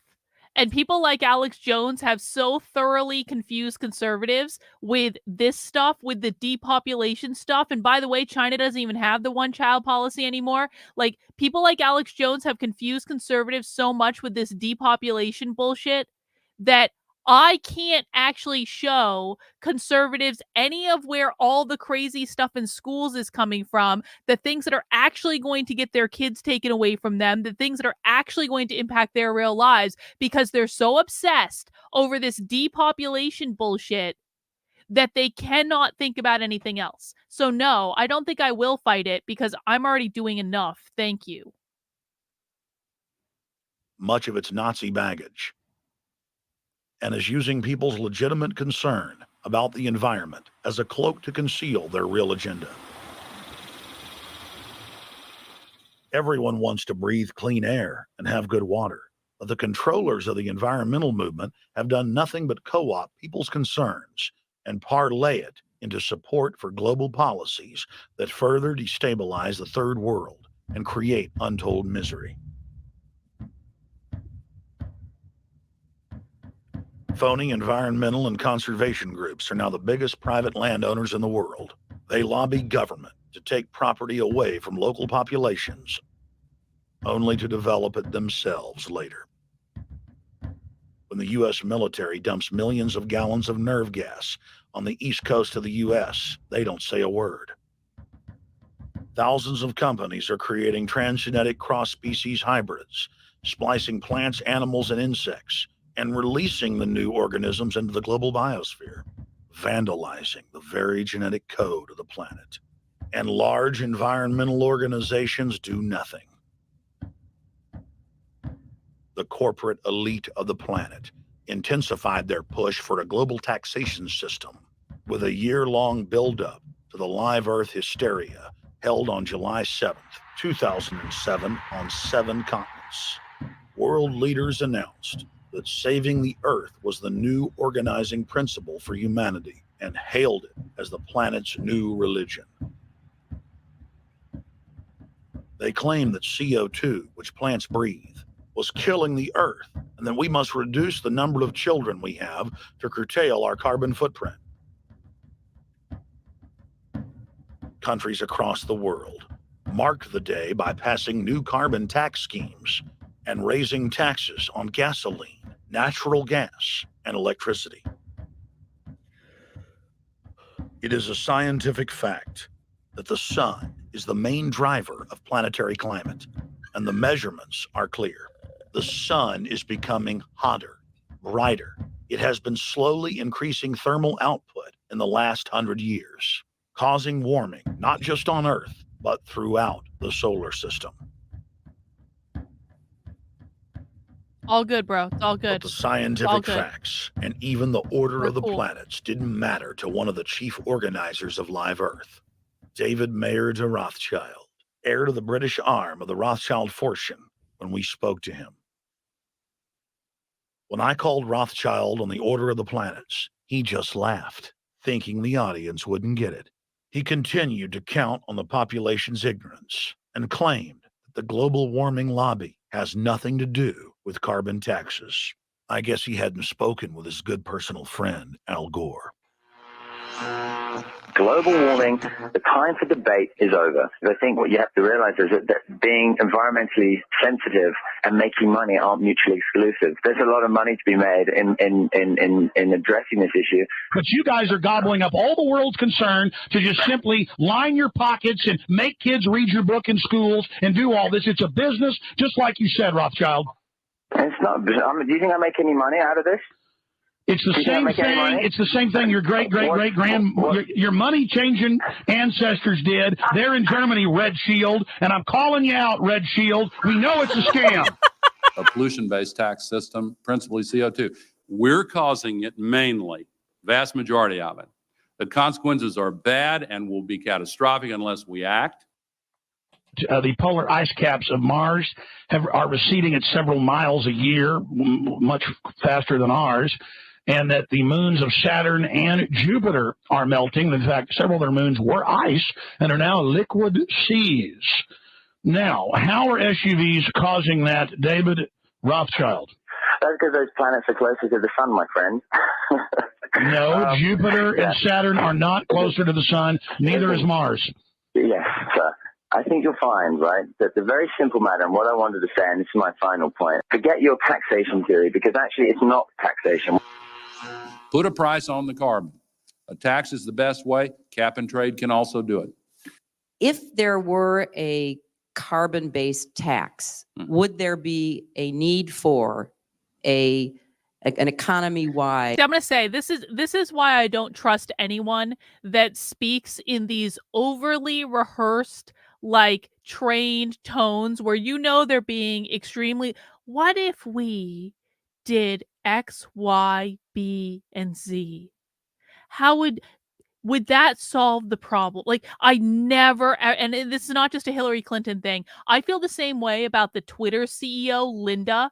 Linda is way too rehearsed. Linda is way too media trained. She's like a goddamn robot. I don't trust her. And it's like anyone who has this like overly polished, like we should do X, Y, B, and Z for X, Y, B, and like it's off-putting. I don't know about anyone else. I can feel it in my bones anytime someone is doing this bullshit, and it's just like it smacks you in the face with inauthenticity. And if that's what they want to portray, like I don't believe a word coming out of their mouths. Cap and trade system. They are not either or. We can do both. I am in favor of both.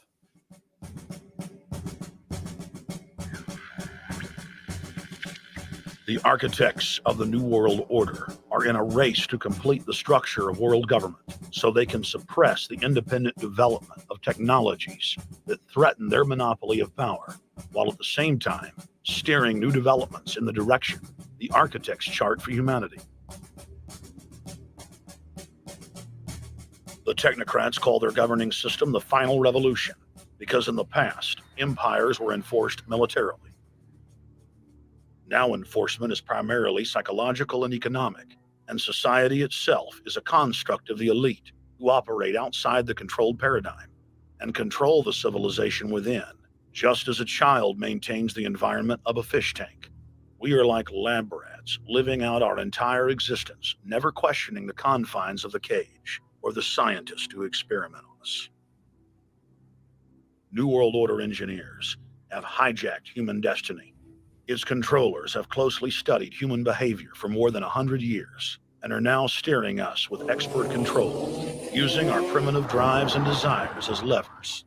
They have developed their mind control systems to the point of being able to control the average unconscious person like a car.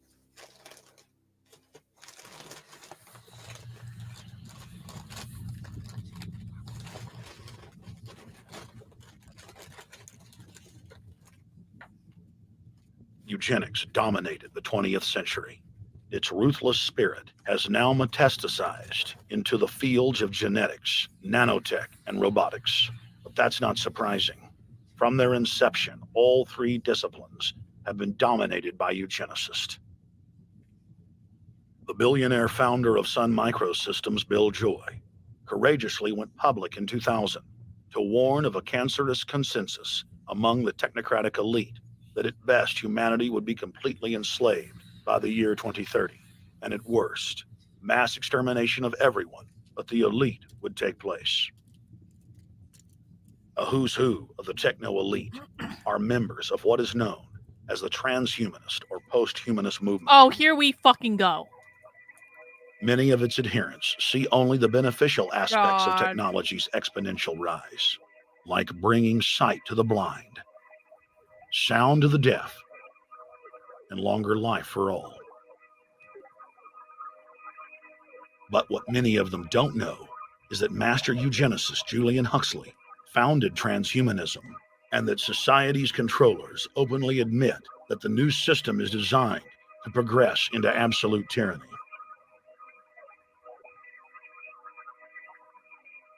Leading transhumanist Ray Kurzweil boasts that technological advancements will allow those that can afford it to live forever, but admits that most won't be able to keep up with the new master race.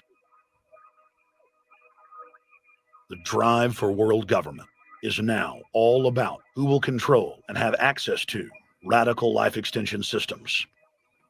Hang on. I don't talk about the WEF. I never talk about the WEF. The only time I talk about the WEF is to emphasize that the radical revolutionary socialists that are pushing critical race theory into schools, that are pushing gender ideology into schools, that are trying to take away parental rights, that are defunding the police, that are decriminalizing things, the only time I ever talk about the WEF is to point out that they are a completely different and separate group from the content that I cover on this channel.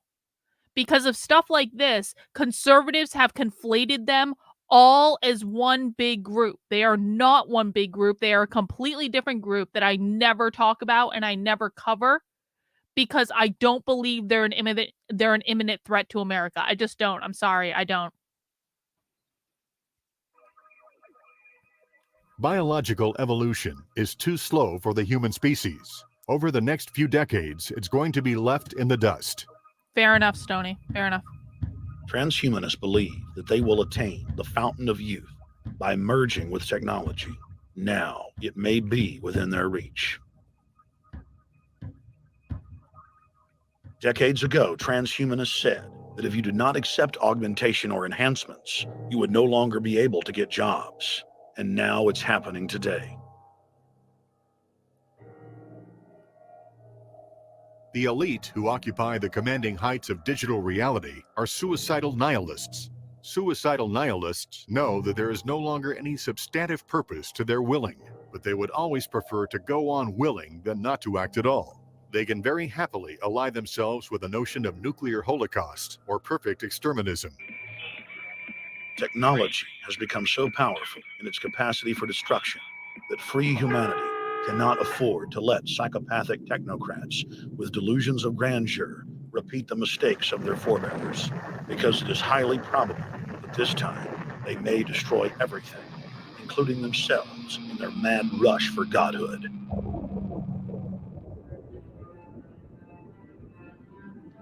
In this film, we have chronicled the overlord's bloody orgy of experimentation, which already claimed the lives of more than 150 million people in the 20th century. And now they are promising to deliver an invincible tyranny that will dwarf their past exploits. In the days of World War II, there were sovereign nations and armies to stand against Hitler's final solution. Once world government is in place, no one will be able to stop the New World Order's plans for global population reduction. For those immune to psychological programming, hundreds of FEMA camps have already been built throughout the United States. In their quest for population reduction, no method is off the table. These dark builders intend to release a string of man-made bioweapons plagues, each one worse than the last, while at the same time expanding the police state to enforce an orderly extermination of the population, all in the name of fighting invisible terrorists. And the Georgia Guidestones stand today as a cold testament to the elite's sacred mission. To have a two-class system where the underclass are forced to live as slaves in tiny enclosed cities, while the elite enjoy the land of the earth, evolve into superhumans with the aid of advanced implantable technologies, live eternal lives, and travel throughout the cosmos. This is the promise given to the inner members of the New World Order and the agenda of the Bilderberg Group.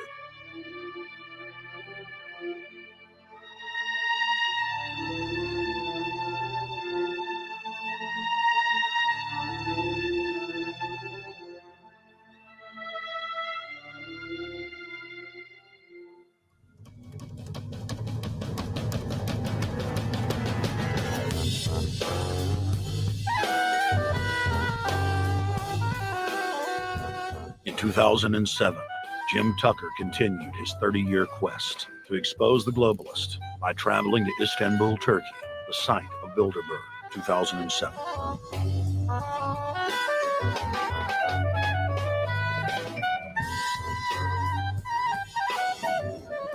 Jim Tucker, thank you for coming on, my friend. It's always fun. Jim, tell us what you saw today when you were out at the Ritz Hotel. We were at the Ritz-Carlton. It looked like a typical Bilderberg scenario. They had the armed guards all around the place.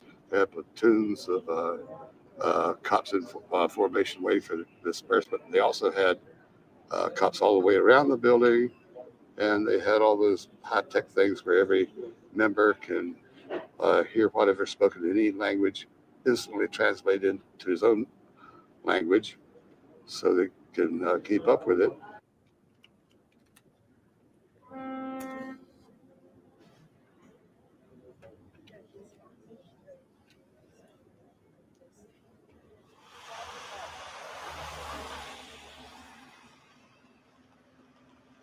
For the spotlight, then I'm doing the same thing for American Free Press.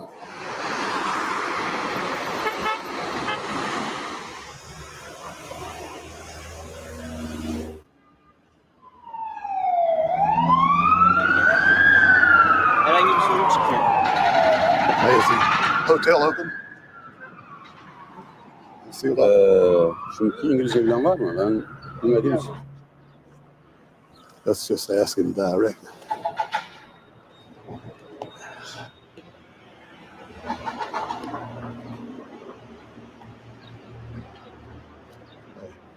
Is Bilderberg meeting here this weekend? You can go this way. We had my two personal cops following me today. I was not aware of it because my nose is always sticking to the camera and my jaws are always flapping. But the TV crew said those guys are going to follow you. And their car followed us out to the hotel. Then they identified the two cops in plain clothes, not business suits, but sport shirts and so forth. Yeah. That's the car that's been on our ass? Yeah. I want to photograph him. Yeah. You are, aren't you? Well, they're very likely Bilderberg boys.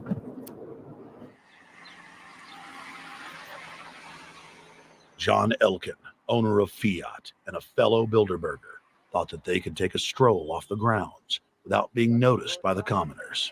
I was thinking about that.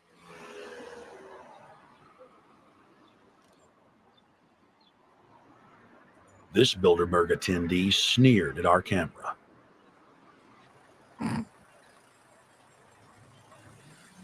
This carload of kingpins gave the media a murderous look and seemed shocked that they would dare point a camera in their direction.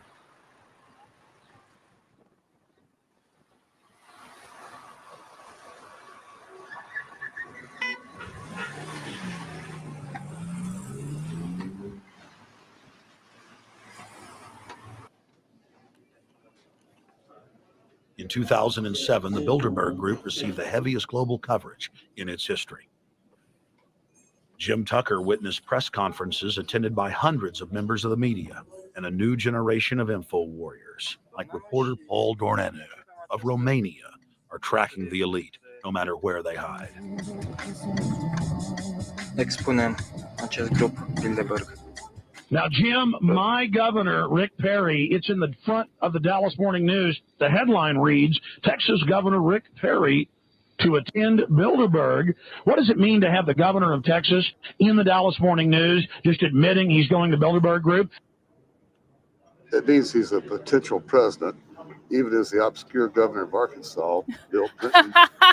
Oh, Rick Perry tried. It didn't work out. In Baden-Baden, Germany in 1991, and he's elected president the following year. Now, if he goes nowhere in a run for the White House in the years ahead, they'll drop him like an old shoe. They do that often. But officially, Bilderberg considers Governor Rick Perry a potential president of the United States. Yes, it's a violation of the Logan Act, for which Bill Clinton's White House was fined $300,000, which means the taxpayers paid it. When Perry returned to Texas from Istanbul, we were determined to hold him accountable for his treasonous actions.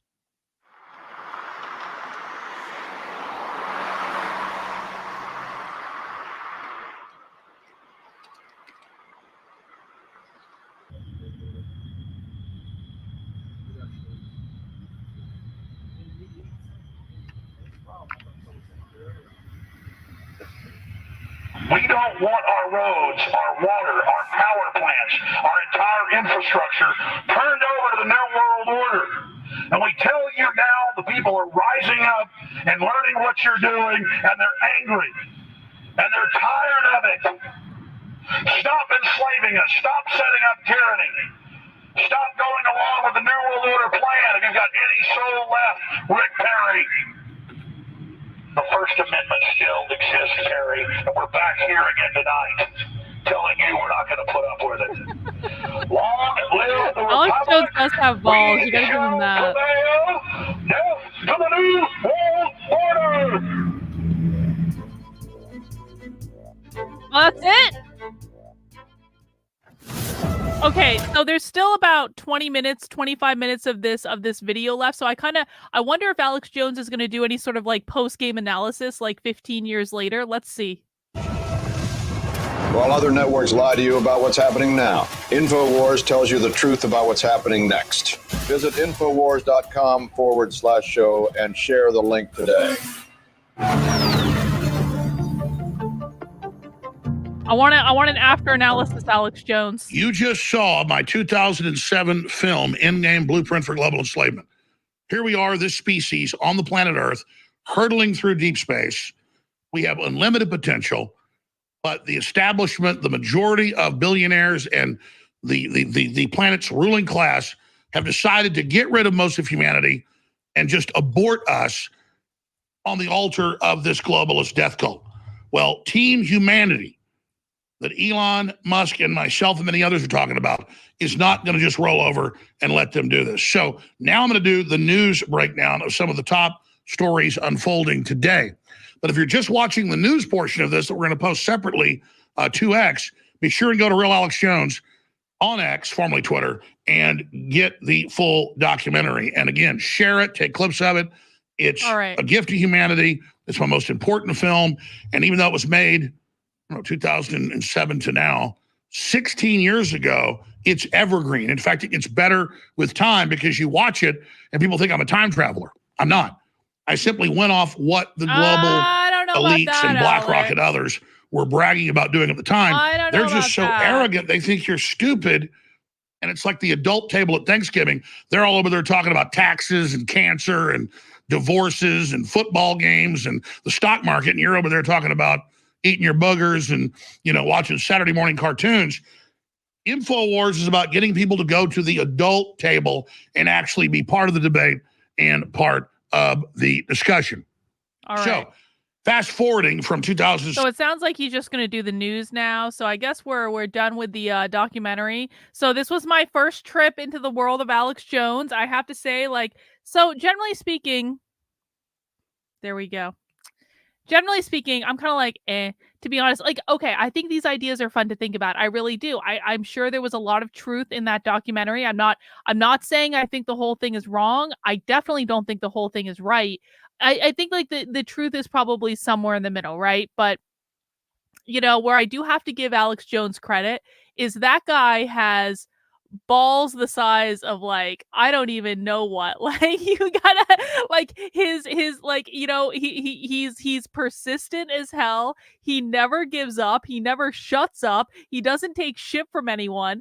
I have a great deal of respect for that, even if I don't necessarily agree with him on a lot of things.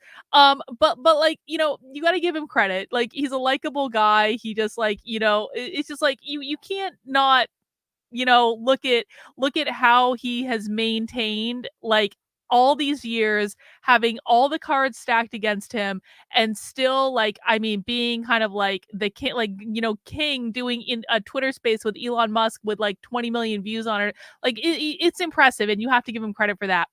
However, I know that people find this boring, and I know that this is not the sexy thing to talk about. I want fucking receipts. I want proof.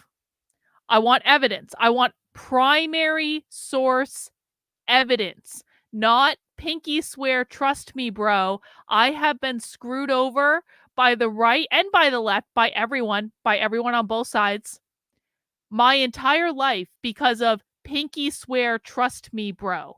I want receipts. And I just don't think in that documentary we got a lot of receipts. We got conjecture. We got stock footage. We got ominous music. And it was all very entertaining. I'm not I didn't not enjoy watching it, right? But I wanted more receipts. And I'm a little disappointed that I still feel after watching that, I would have to go and spend hours and hours and hours and hours and hours researching on my own to either prove or disprove every single thing that he said. And I just don't want to do that. So I can only kind of judge it based on what I have in front of me. And I think there is truth to some of the things that he said. I also think there's enough questions in my mind, especially around the secrecy of the whole Bilderberg thing. Like, listen, I'm not questioning whether the Bilderberg thing is real. I know it's real. I know these people exist. I know they're highfalutin and all that stuff. But again, I just have to ask, if these people are the world elite with an endless pit of money and they can do anything they want in the world, then why the fuck aren't they meeting in a hotel on a mountaintop with a helicopter or a private island that you can only get to by a boat? I know that might seem like a small thing, but if you are the world elite having a super secret conference in which you are deciding the entire history of humanity, or future of humanity rather, which, by the way, I also don't think is a real thing because you can't get that many people to agree on anything. In 3 days, you're telling me they've decided the entire future of humanity by committee in a couple... That just doesn't seem reasonable to me. So, yeah, I mean, listen, man. Most of those people went to Epstein Island. It's not like they don't know that private islands are a thing. So why aren't they having these meetings at a secret hotel that no one knows about, up in the Alps or in the middle of the jungle or in the middle of the ocean? They could even, these people could get their own... They could do a total L. Ron Hubbard and get their own fucking cruise ship. They could get their own, ritzy cruise ship and just sail out into the middle of the ocean to have their private meeting on a giant cruise ship where no one could even, no one could get near them for miles and miles and miles. All of this is possibility, man. They went to a shitty hotel in the middle of Canada. They went to another... I mean, I bet the hotel in Istanbul was nicer. It looked nicer on the face of it. But, come on. It's things like that that make me question credibility. So I think it was fun to think about. I think it's interesting to see what has shown up in the world that correlates with things that Alex Jones said. I'm on board with all of that. I just don't think that this is the most imminent threat we face. And I know people might disagree with me on this, but I think the radical revolutionary socialists that own the K through 12 schools are much more of a pressing matter for us to deal with than the Bilderberg depopulation. We're all going to die tomorrow. I could end up being proven wrong. Listen, man, 2030 is but a couple years away. If I wake up in 2030 and there's some sort of world destroying plague that is taking out 90% of humanity, before I die, I will come on the internet and I will say, you know what? Alex Jones was right. I was wrong and Alex Jones was right. I just don't think it's going to happen. I don't think this is the most pressing matter that we have to deal with. I think it's fun to think about, but I think that a lot of stuff like this has created a lot of confusion about what is real and what is not. And I want more receipts. That's really all I have. All right, guys, it is 8:30. That took actually a lot less time than I thought it was going to take because I thought I was going to do more commentary, but it's kind of nice to just sit back and watch and knit. And I'm not even knitting anything specific. I'm knitting kind of like a square with these pink and white stripes. And I decided to rip it out partway through because I decided to do a different increase on the sides to make it a little bit tighter. But that's what I was doing. I have a ball of yarn and a ball of fluff, and I'm knitting them together into one square. And then I'm going to decide, what to do from there. Anyway, guys, I will be back tomorrow at 5 p.m. for happy hour. We're going to get some beers. Everyone go to the craft beer store, pick up your favorite craft beer. We will drink them and watch a woke training at 5 p.m. tomorrow. We're also going to do Socialism Saturday on Saturday at 6 p.m. And do make sure you are subscribed to my Substack, which is Carlin, KARLYN.substack.com. You can go over there and sign up for a free training where I will learn you. I will teach you, rather, how to speak the language of socialist.